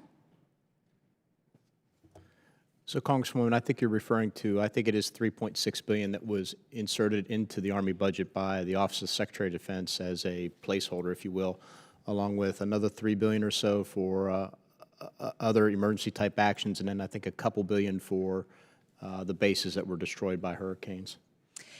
I just want to go on the record about how deeply concerning it is to me to know that funding was taken, and we've heard from a couple of other members here today about our ability to trust that money that we've appropriated won't be moved for purposes that were not intended by this committee or by the Congress. And so just want to state publicly how troubling that is to me. And it concerns me, especially in light of what we discussed at our classified hearing, Secretary Wilson, about the challenges that the Army faces ahead and the money that's being cash flowed in order to try to cover some of those challenges. So just want to express my concern. I'm also concerned about the fact that in this budget, there appears to be a $200 million decrease in family housing. Is that correct? I'd have to check on that. I don't believe so. We're actually investing substantial sums of money for Milcon and what we call FSRM, which is sustainment and renovation, to get our Army family housing up to Q1 and Q2 levels at a much quicker time than what it was before. And I think we are now exceeding the OSD standards. So I'd have to come back, and maybe it's sometimes what happens is what we propose. For example, last year, Congress adds additional money, and then we come up with more money over the proposal, but it looks like less because Congress inserted additional money. So let us do the forensics and come back to you as to how you're reading that. I appreciate that. I see that there's an increase in the remediation component, but this was brought to my attention during a recent Veterans Town Hall meeting that I had in El Paso about the military housing for families, and so I would like to understand that more. Sure. And one of the things that we learned at one of the other briefings, at least from my perspective, I think it's going to require a significant amount of investment to not just remediate, but I think in a lot of cases probably rebuild. Right. So I look forward to a continued conversation on that. Some of it is as well. The Army, most of the Army housing is privatized, so a lot of that all that funding comes out of what's been capitalized by the private partners. And Chief, did you want to add something there? Well, we can get you the actual forensics, Congressman, but I'm pretty sure that some of that $200 million, or a good part of it, is due to some completion of overseas projects in our OCONUS bases. But we'll get you the actual numbers. I appreciate it. As I mentioned, this was something important to some constituents at home, so would like to learn more. Secretary Wilson, so again, congratulations on the nomination. I want to ask you about something, a trend that has been disturbing to me on sexual assault and the Air Force. It remains a serious problem throughout the military, but these trends in our service academies are really of great concern. This February, reports surfaced that nearly half of female cadets in the Air Force Academy experienced sexual harassment during the 2017-18 academic year. Another 15% reported unwanted sexual contact. Could you tell me what the Air Force has done to address that? And I apologize. This is a very, very complicated question to hit you with 3 seconds to go in the time. So we're going to have you submit an answer for that for the record, because I know the Air Force has worked on a great many different issues. So please get back to Ms. Escobar with the detailed explanation. It's not something you can do in 10 seconds, I don't think. Yes, sir. So, and with that, the gentlelady's time has expired. Mr. Bacon. Thank you, Chairman. And I want to thank all of our witnesses here today for sharing us with your expert positions and opinions. I have a couple points for questions. I want to, first of all, just congratulate Secretary Wilson for a job well done. And we have great universities, too, in Omaha for just future reference. Secondly, on the issue of the F-15, this was an issue forced on the Air Force over a decade ago. There was a desire for doubling the number of F-22s, and that decision was made outside of the Air Force to stop that production. Now we're left with a gap today that we have to fill. So I understand the predicament that you all are in. And thirdly, when it comes to the reprogramming, I don't think it's optimal either. I don't think this is the way we should have gone forward. But Congress had the opportunity to work with the president, find a compromise for border funding, and it did not. It went backwards from their original position. And now today we are left with a crisis with 800 to 900,000 PACE coming here illegally, being caught at the border and being swamping our DHS, our Border Patrol. Even Jay Johnson, the Secretary of the DHS under Obama, President Obama, said we have a crisis. So this is something we can't ignore. So anyway, I appreciate your points on that earlier in the hearings. My first question is to General Milley. My understanding is our tank modernization, our infantry fighting vehicle, our MRS, is behind what China and Russia is doing. We have some plans for the infantry fighting vehicle and the MRS, but should we be concerned that we have this gap, that it appears to me that we're outgunned, outranged right now in these areas, and are we doing everything we can to close that gap? Do I have that right? We are doing everything we can to close the gap. In terms of outgunned and outranged, typically what people mean by that is outgunned is your adversary will have more of that type of, more capacity than you do. In the case of Europe, yes, the Russians could mass more armor than the United States at a point of crisis. Perhaps that's possible. If you add up all of NATO, though, you get a different number. So the outgun piece, you got to be careful, and you got to kind of do the math, and it can be interesting. With China, same thing. So as far as outrange goes, the tanks of the world, all of them, German, American, Chinese, Russian, et cetera, pick your tank, they're all within reasonable ranges and capabilities of each other. The Russian tank has a missile attached to it. Ours does not, so they have extended range, et cetera. But I am very confident that the weapons platforms are within acceptable degrees of risk of each other. The real difference on any tank or any aircraft or anything is the training of the crew. It's the people. It's the skill of the operator. And I would match our skill against anyone. Thank you. I want to thank Secretary Wilson and General Goldfein for visiting Offutt. Secretary Wilson, could you tell us what will be the impact if we do not get Tyndall and Offutt in the supplemental? You're doing cash flow right now, as you said. What is the impact if we don't get this done in a timely manner? Sir, we have already had to hold back money for 61 facilities projects in 18 states. On the 1st of May, if we don't start to have funding flow, we're going to have to put the Tyndall recovery on hold. By the middle of May, we're going to have to stop some aircraft repairs, ground some bombers. Maintenance backlog is going to start to increase because we're going to have to cash flow this, and if we don't have a supplemental, we have to take it out of this year's budget. And then at some point, probably sometime in the middle of the summer, we'll have to defer the Offutt recovery. Thank you. And General Goldfein, considering Compass Call and our electronic warfare capabilities, we've always tried to push for 2 replacement aircraft a year. And I know this year we were requesting 1 of the Air Forces. I just think it's hard on a squadron to have 1 Gulfstream, 1 EC-130. Could you just explain the problems here, and would you optimally want 2 a year, or just if you give us a little background, I'd be grateful. Yeah, the challenge we have, Congressman, on this one is that we've got to take the aircraft, we've got to take the equipment from the C-130 and place it on the E-37. So and we got to do this while we're meeting combatant commander requirements. Right. So limiting ourselves is based on the fact that we've got to maintain C-130s at the same time we bring on the new aircraft and make that transition.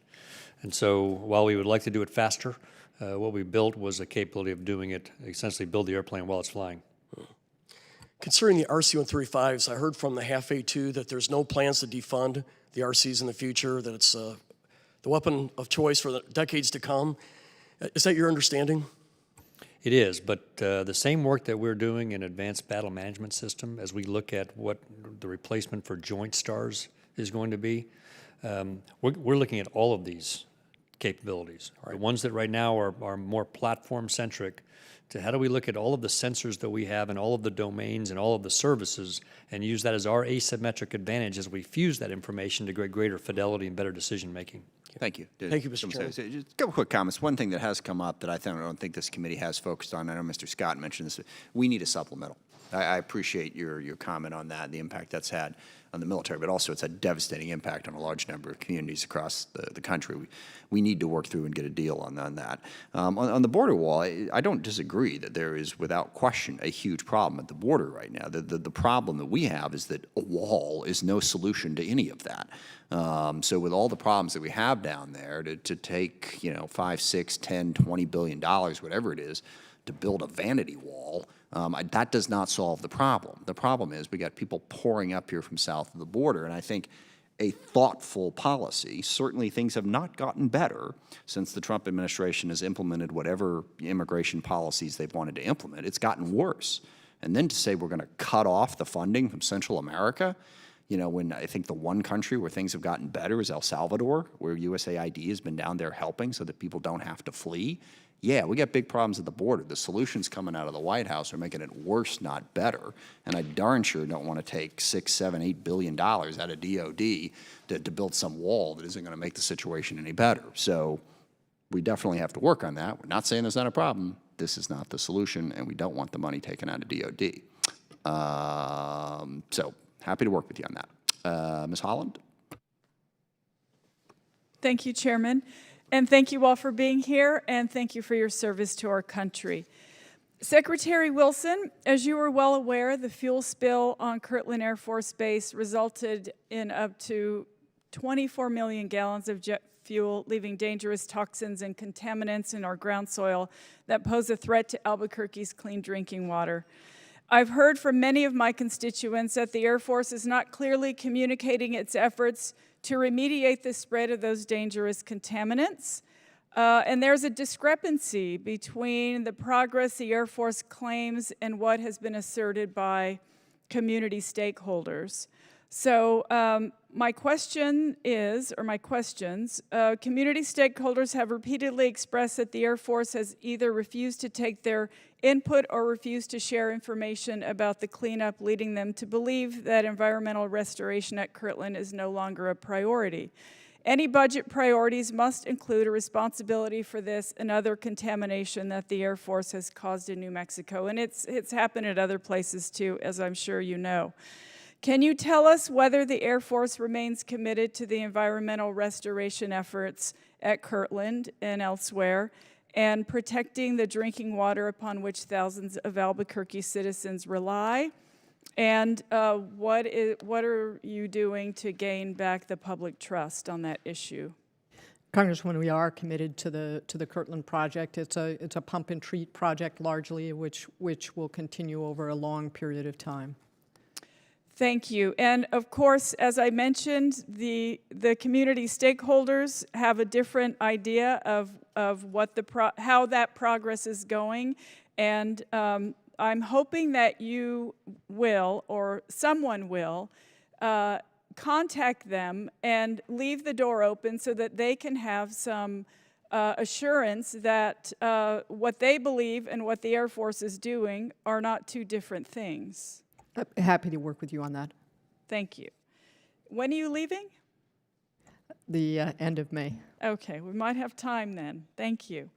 My second issue is military housing, and it's already been mentioned by a few of my colleagues, but I wanted to see if we could if I could get my issues out, they're go a little bit deeper, more detailed. But military families have met with House and Senate members regarding the harrowing impacts that poor military housing conditions have wreaked on their health and safety. These dire conditions range from mold to vermin to lead to roofs and floors caving in. I grew up in a military family and lived in military housing all of my young life. The housing was always a direct reflection of the discipline that my dad's Marine Corps career demanded. And it doesn't seem like it's that way any longer. I know firsthand that service members like my dad have the highest degree of readiness when they know their family's basic needs are being met. So the services have announced a number of measures to address these issues going forward, but sadly, many families are already suffering the financial hardship from unexpected moves, uncontestable security deposit withholdings, repair and medical bills that they don't get reimbursed for, severe health problems, lead poisoning, respiratory issues from black mold. And so it appears that your budget priorities must include that. I know that it looks like there's a $200 million decrease in the Army's family housing budget and just a modest increase in the Air Force's. What are the services doing to support those families who have experienced the impacts from these poor housing conditions? Congresswoman, we've instituted a couple dozen initiatives We provide updates to the committee. I'm sure we can get that to you as well if you haven't seen those, but it runs the gamut of everything you said. I mean, we've completed 100% inspections of all of our homes. We've had town halls. We are negotiating or actually discussing with the CEOs changes to all those policies you talked about, non-refundable policies. We're upstaffing at the Army with regard to our garrisons to ensure that there's 100% quality assurance, quality control whenever there's a handover of quarters. I mean, there are just a couple dozen things we're doing to make sure we take care of our families because they are number one, and this is, this has been an eye-opener for everybody. And the Army, the leadership is getting back involved in the housing business, and that's our number one commitment. Okay, that's good. I'm sorry, the gentlelady's time has expired. Thank you. Mr. Scott. Thank you, Mr. Chairman. Ma'am, gentlemen, thank you for being here today. I was tardy because I was on the floor of the House of Representatives speaking on the need for disaster relief. And I just want to make sure that you're all aware that both bills failed in the Senate yesterday evening. Both bills failed. The Republican bill failed 44 to 49, and the Democratic bill failed 46 to 48. Obviously, there's partisan politics going on right now. If the disasters had hit New York or Vermont, I have no doubt that assistance would have already been provided. But I do have a question, Secretary Wilson. Has the administration submitted a request for disaster assistance for a disaster supplemental?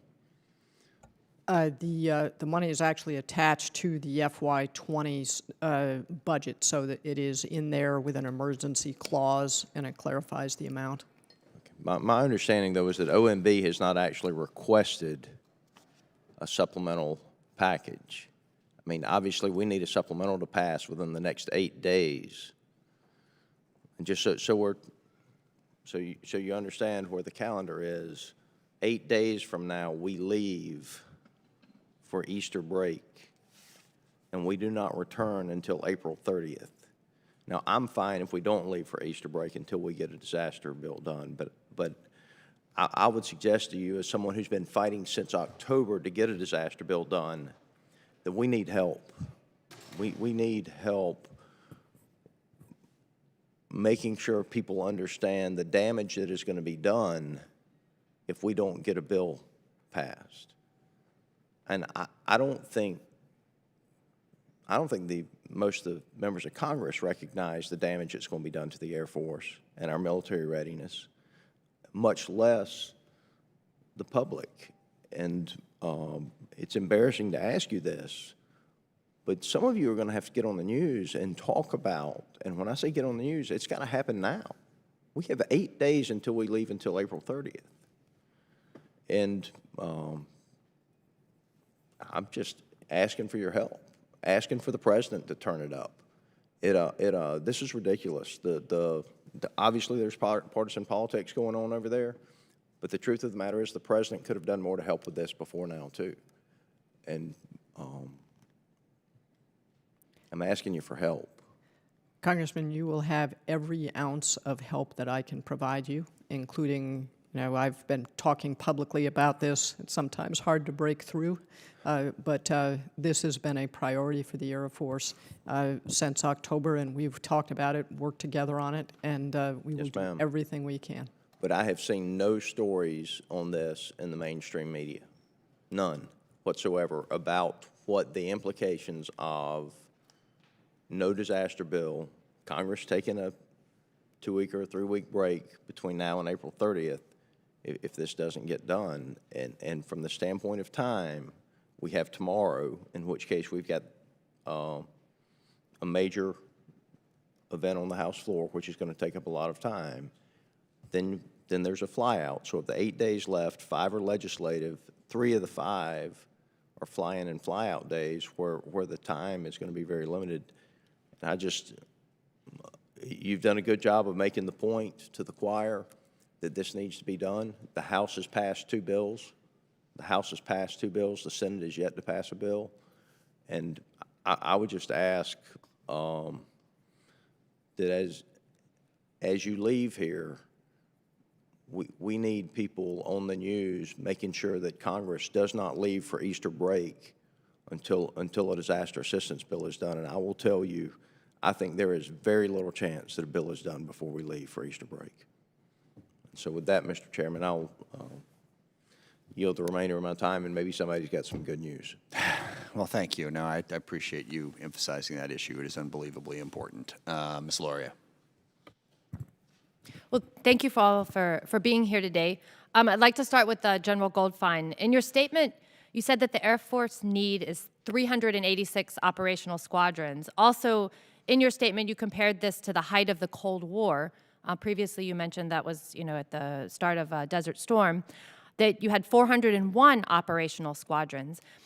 I'm trying to compare the two timeframes, the advancement in technology and lethality of weapons and weapon systems and aircraft that we have, and just trying to understand how we are trying to go back to something so close to our Cold War height with all of the advances we've made in our weapons systems. Have we not gained any efficiencies? No, thanks, ma'am. And I would characterize it as not at all going back, but absolutely going forward.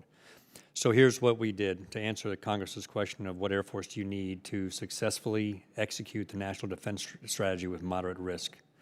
We started off with the fully burdened campaign plans, the global campaign plans for both the China and the Russia plan. And I say fully burdened because it won't be just the EUCOM commander that will be supported with joint capabilities. It will be the EUCOM commander, the STRATCOM commander, the NORTHCOM commander. All commanders are going to need forces. So we took the fully burdened global campaigns, and then we look at the assessment of the threat, again, the best threat, and then we ran 2,000 iterations, computer simulations of different force elements and force structures to find the optimum force that we need to be able to execute the strategy. That's what we've laid forward. So I appreciate the amount of data and analysis that went into that. I was just, for comparison's sake, and the amount it costs to invest in each of these squadrons and each aircraft, which is increasingly more expensive, I was just trying to get at, really, is there no more efficiency because we've increased lethality and we've increased capability of aircraft over time? Actually, there is, ma'am, built into it. And that, remember, 401 to defeat a rogue nation that's non-nuclear, 386 to defeat a China or a Russia nuclear peer. Okay. And so, just comparing it to the, Navy's analysis where they come up with, something about half of their Cold War peak number that they're saying that they need in ships now, I'd really like just an opportunity separate from this forum, because we don't have time, to understand the analysis that you put into to creating that number.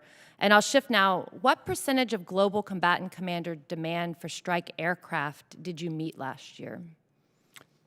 Say that again, ma'am, I'm sorry. What percentage of combatant commander demand did you meet worldwide last year, both for strike aircraft and for tanker aircraft? I've asked this of the Navy relative to carriers, so I'm interested for the Air Force. Yeah, so when we did our analysis, interestingly enough, not surprising, long-range aviation was the most demand. Tankers, bombers. Okay, I'm just trying to get for combatant commander demand this year. Do you have those numbers, or can you get that back to me? Is the question, are we meeting the combatant commander demand? I think you're looking at Yes, what percentage? So I asked each combatant commander about the demand that they had for aircraft carriers, and EUCOM said less than a half, CENTCOM is less than a fifth, and PACOM is getting 70%. So do you have a percentage equivalent for Air Force assets relative to combatant commander demand? We can get to those details, but it is always a trade, and the chairman, as the global integrator of capability, brings those decisions to the Secretary of Defense. I understand that's how we determine the that. GFM process. And I'll shift to General Milley, the same thing as far as brigade combat teams. Do you have an assessment of what combatant commanders requested this year versus what was provided and where those gaps are? We're meeting the Global Combatant Command demand on brigade combat teams, and roughly speaking, about 60% of Global Combatant Command demand is for Army forces. So we're meeting it. We're at the margins. We're much less than the 1 to 2 deployment dwell ratios. We're spinning hard. And as you know, the size of the Army has reduced significantly from the peak of the surge in Iraq and Afghanistan, although the number of forces required in Afghanistan, Iraq, et cetera, have been reduced as well. Thank you. But we're spinning pretty hard. Thank you very much. In the interest of time, I'll shift to another topic for Secretary Wilson. Are you familiar with the 2014 independent review of the DoD nuclear enterprise? I'm not sure I would know it by that name, but so I'm not sure I can answer the question accurately. Okay. Well, my follow-up was that particular review, and I believe that General Goldfein was involved in that process as well in your position at the time. The nuclear posture review? No, the DoD review of the nuclear enterprise. So it reviewed all nuclear assets, including ICBMs, nuclear deterrent, as far as submarines, bombers, our NATO dual-capable aircraft. Yes, ma'am. I think what you're referring to is nuclear posture review, and yes, we were involved in that. So I'm not referring to the nuclear posture review, but the assessment will that was made in 2014 have to puzzle relative this to our out. nuclear assets. So I'm out of time, but I'll try to follow up with you separately on a question. Thank you. Mr. Banks. Thank you, Mr. Chairman. Secretary Esper, you were in Indiana a couple of weeks ago, and we appreciate you visiting AM General. I was happy to read the press accounts of your statements about the need to modernize the Humvee as the Army retains it as the workhorse of the tactical vehicle fleet for the coming decades to come. The Army has requested funding to initiate a non-armored Humvee modernization program in FY20. And I want you to know that my colleagues and I stand ready to support your initiative to modernize the Humvee fleet for the future. So, Secretary Esper, can we also count on your best effort to proceed quickly in this Humvee modernization program? Congressman, my best effort is to proceed quickly on every modernization program. I'm not as familiar with this one, but we're always trying to move quickly. Speed is essential here. It's a key component of acquisition reform. Appreciate that very much. Moving on to a different subject. As the Army and the Air Force focus on modernization, one of the major concerns that I have is the competition with our peers in fielding offensive and defensive hypersonic technology. Secretary Wilson, a few weeks ago, you too were in Indiana visiting Purdue University to see some of the strides that they are making in several areas of advanced technology, such as hypersonics. Can you highlight the importance for us of hypersonic technology to the future fight? Congressman, we think that it's very important to the future fight because it gives us speed and the ability to strike at a standoff range. And it's actually a very good example of where all the three services, but in this case particularly the Army and the Air Force, are working together, where the Army had tested a weapon with Navy funding, where the shell worked better than the one we did, but we had some good rockets. And so we put together a tri-service program to develop a hypersonic weapon, drop it and test it off of a B-52, launch it from the ground or launch it from the deck of a ship, and by working together using best technology, we accelerated the advancement of hypersonics by 5 years. Can you, as well as Secretary Wilson, talk about the role that universities can play in the testing and research of technologies like the advancement of hypersonics? When we look at the future force, we need to invest in research, development, testing, and evaluation, both at the early stages, but also in developing prototypes and testing them and moving very rapidly. Our adversaries are innovating faster than we are, and we need to figure out where they cannot go and get there faster to create dilemmas for our adversaries. So as you head off to higher education, you see an important role that universities play in. Absolutely do, and we're very close to finishing our new science and technology strategy for the Air Force, and it will emphasize partnerships outside of the government laboratories. Okay, I want to move on to another subject. Secretary Wilson, we have been hearing for quite some time that the Air Force has made a firm decision regarding the future of our strategic bomber force. We're concentrating on the old and the new. The new is the B-21 penetrator, the old is the B-52, a pre-Vietnam era aircraft that has served our nation well, but it is old, and the Air Force has embarked on a commercial engine replacement program. Secretary, the Air Force's FY 2019 budget justification document forecasted FY 2020 funding for this program at $312 million. However, the FY 2020 budget exhibits reflect a funding level of just $175 million for B-52 CERP, or $137 million less.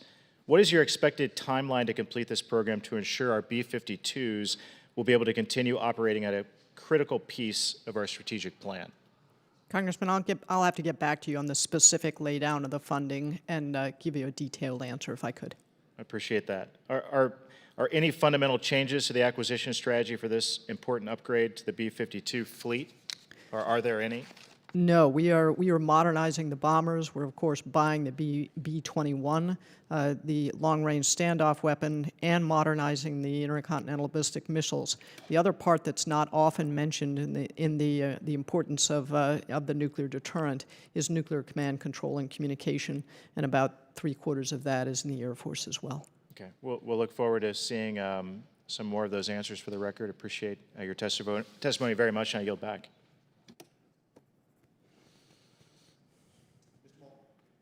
Thank you, Mr. Chairman, and thank you all very much for your service.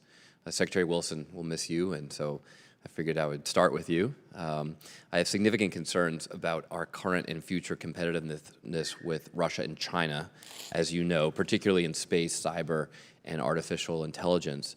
I know you've been an advocate for more investment in these areas, in these next-generation capabilities, and you have testified before in front of this committee that we currently can match China in AI. As you depart your position, do you believe our current level of investment and level of focus on AI will be sufficient to compete with China over the next 30 years?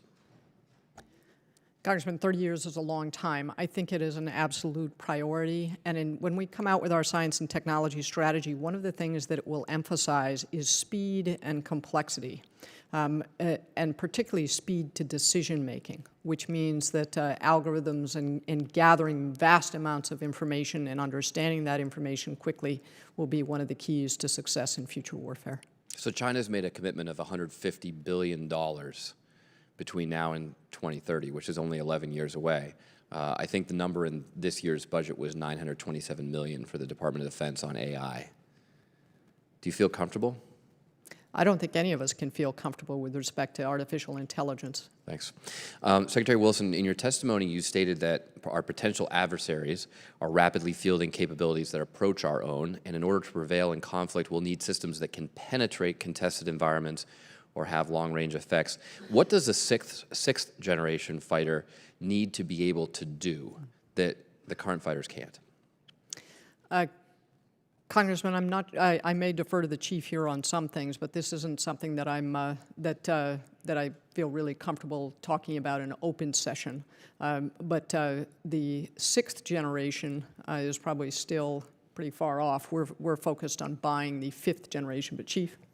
We're not, Congressman, we're not committed to a platform per se. We're committed to some key technologies. How soon do we need to make these commitments? Well, we've already made, what you'll see in our budget is a commitment to next generation of air dominance. With that, speaking at the unclassified level, I will just tell you that there are some key technologies that we're advancing that we believe will come together and be very important going forward. One of those How soon will we need these capabilities, General? Well, we're going to need those certainly into the 2030s. Into the 2030s? Absolutely. These are capabilities that the F-35 has or does not have? Some that the F-35 has and some that the F-35 is going to complement, and that's about as far as I can go in this forum. Okay. General, you've been fighting admirably for more resources for your service, and I ask you, do you agree with this statement, quote, if I had more money, I would put it into lethality, not bureaucracy? Yes.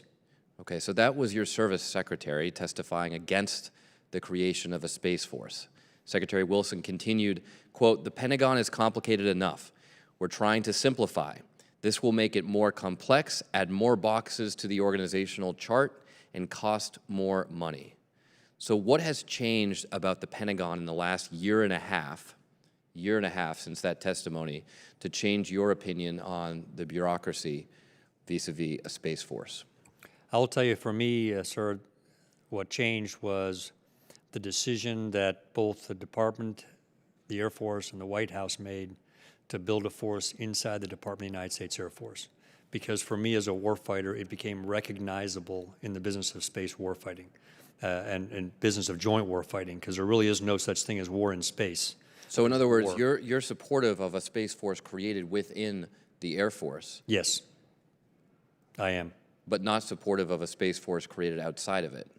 That's correct. So then why do we need the bureaucracy of a Space Force? Isn't the Air Force capable of doing these things?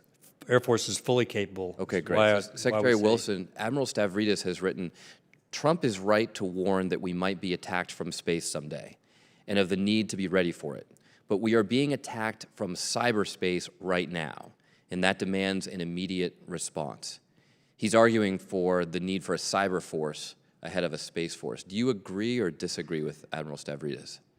I think Admiral Stavridis highlights an important problem that's also reflected in our budget, which is the need to make sure that we're resilient with respect to cyber capabilities and that we develop more tools for cyber. Would you agree with his prioritization that cyber right now, because we're literally being attacked daily by Russia and China, is more important than space? I think they're both important. Thank you. I yield back. Thank you. Ms. Torres-Small. Thank you all for your service, and thank you specifically to Secretary Wilson. We will miss you, and I'm also hopeful that there are some things we can work on together in this last dwindling time that we have. New Mexico Air National Guard is the only Air National Guard in the country without an operational flying mission, and it's one of just 3 states without its own aircraft. Yet the Air National Guard enterprise is based on established capstone principles that set the foundational framework for mission set application throughout the 54 states and territories. Specifically, one of those capstone principles is to allocate at least 1 unit-equipped wing and flying squadron to each state. Secretary Wilson, are states that are currently unable to align with these core principles due to divestiture of aircraft in the past, given priority for new mission opportunities? Congresswoman, the way we do new missions in the Air Force is to look at what are the requirements of those missions and which bases or states or localities are the best to be able to accomplish those missions. As you know, I have a strong, big part of my heart in the New Mexico Guard, and my husband was Otaco. He was a member of the New Mexico National Guard. Their loss of their F-16 aircraft was, I know, devastating to the members of the Guard and the state of New Mexico, and I hope long-term that they're able to develop a mission. One of the things that I think is important is for those units to look at how can they partner with active duty forces and meet an operational Air Force need. Switching now to another topic that is incredibly important for New Mexico and across the country as we see increasing impacts when it comes to PFAS.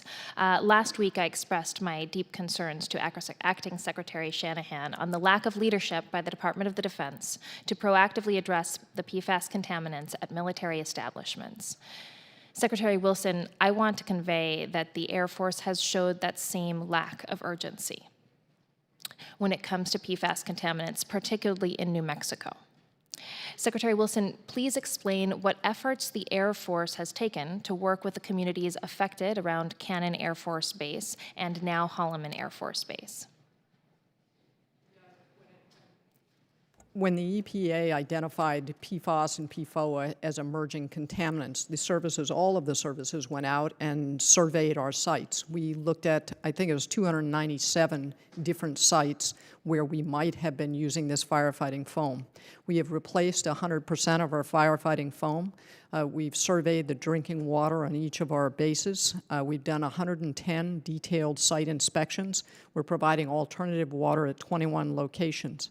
There is not currently a cleanup standard, and we have reached out to both the Department of Agriculture as well as the EPA and Health and Human Services to try to encourage them to establish a cleanup standard. There are some things we can do under existing law to be able to prevent further migration of any plume, and we're doing that where we have identified problems. So, my real concern is a lack of ownership by the Department of Defense and the Air Force specifically about this issue. It came up at the last hearing as well. EPA standards were brought up, and also in some of our conversations and conversations with staff about a lack of authority to do certain things that were having real impacts on consumption and water in New Mexico. So I want to make sure that we're working together to address this rather than trying to pass the buck. So what is it that the Air Force needs to be able to do more, to start acting, to collect, to stop increased plume spreading? We do have the authority to prevent any further migration of the plume and also to provide clean water both on base and off base to people who are affected. The Department of Agriculture has some other authorities with respect to agricultural products which we don't have the authority to do. I would say that one of the things that's important is that less than 4% of this chemical was sold for firefighting foam, and a very small percentage of that for the military firefighting foam. So there's 1,100 commercial airports, and this particular chemical is used in waterproofing. It's used on the coatings for fast food wrappers. It's prevalent. And so there is a national issue of which we are trying to get after the part we are responsible for. I have to say, almost no one else even wants to look. And so I think we are trying to do what we can with the authorities we have for the things we're responsible for. But 96% of the problem is not even identified. I'd ask that you prioritize addressing Absolutely. the part that we know Absolutely. exists. Thank you. I yield my time. Thank you. Mr. Thornberry. Thank you, Mr. Chairman. I just want to thank our witnesses and make one observation, going back to Secretary Wilson's initial comments about the Air Force we need. For a number of years on this committee, there were frustration among a number of members that service chiefs and secretaries were not really giving us their best military judgment about what was needed to execute the mission that they were given. And I just want to emphasize, I think it is important for us to hear from you, the Army you think you need to carry out the missions you've been given, the Air Force you need, and it may or may not come to pass. But under the Constitution, it's our responsibility to build and support, provide, and maintain the military forces. And we'll have to have a conversation about what is acceptable risk, what is not.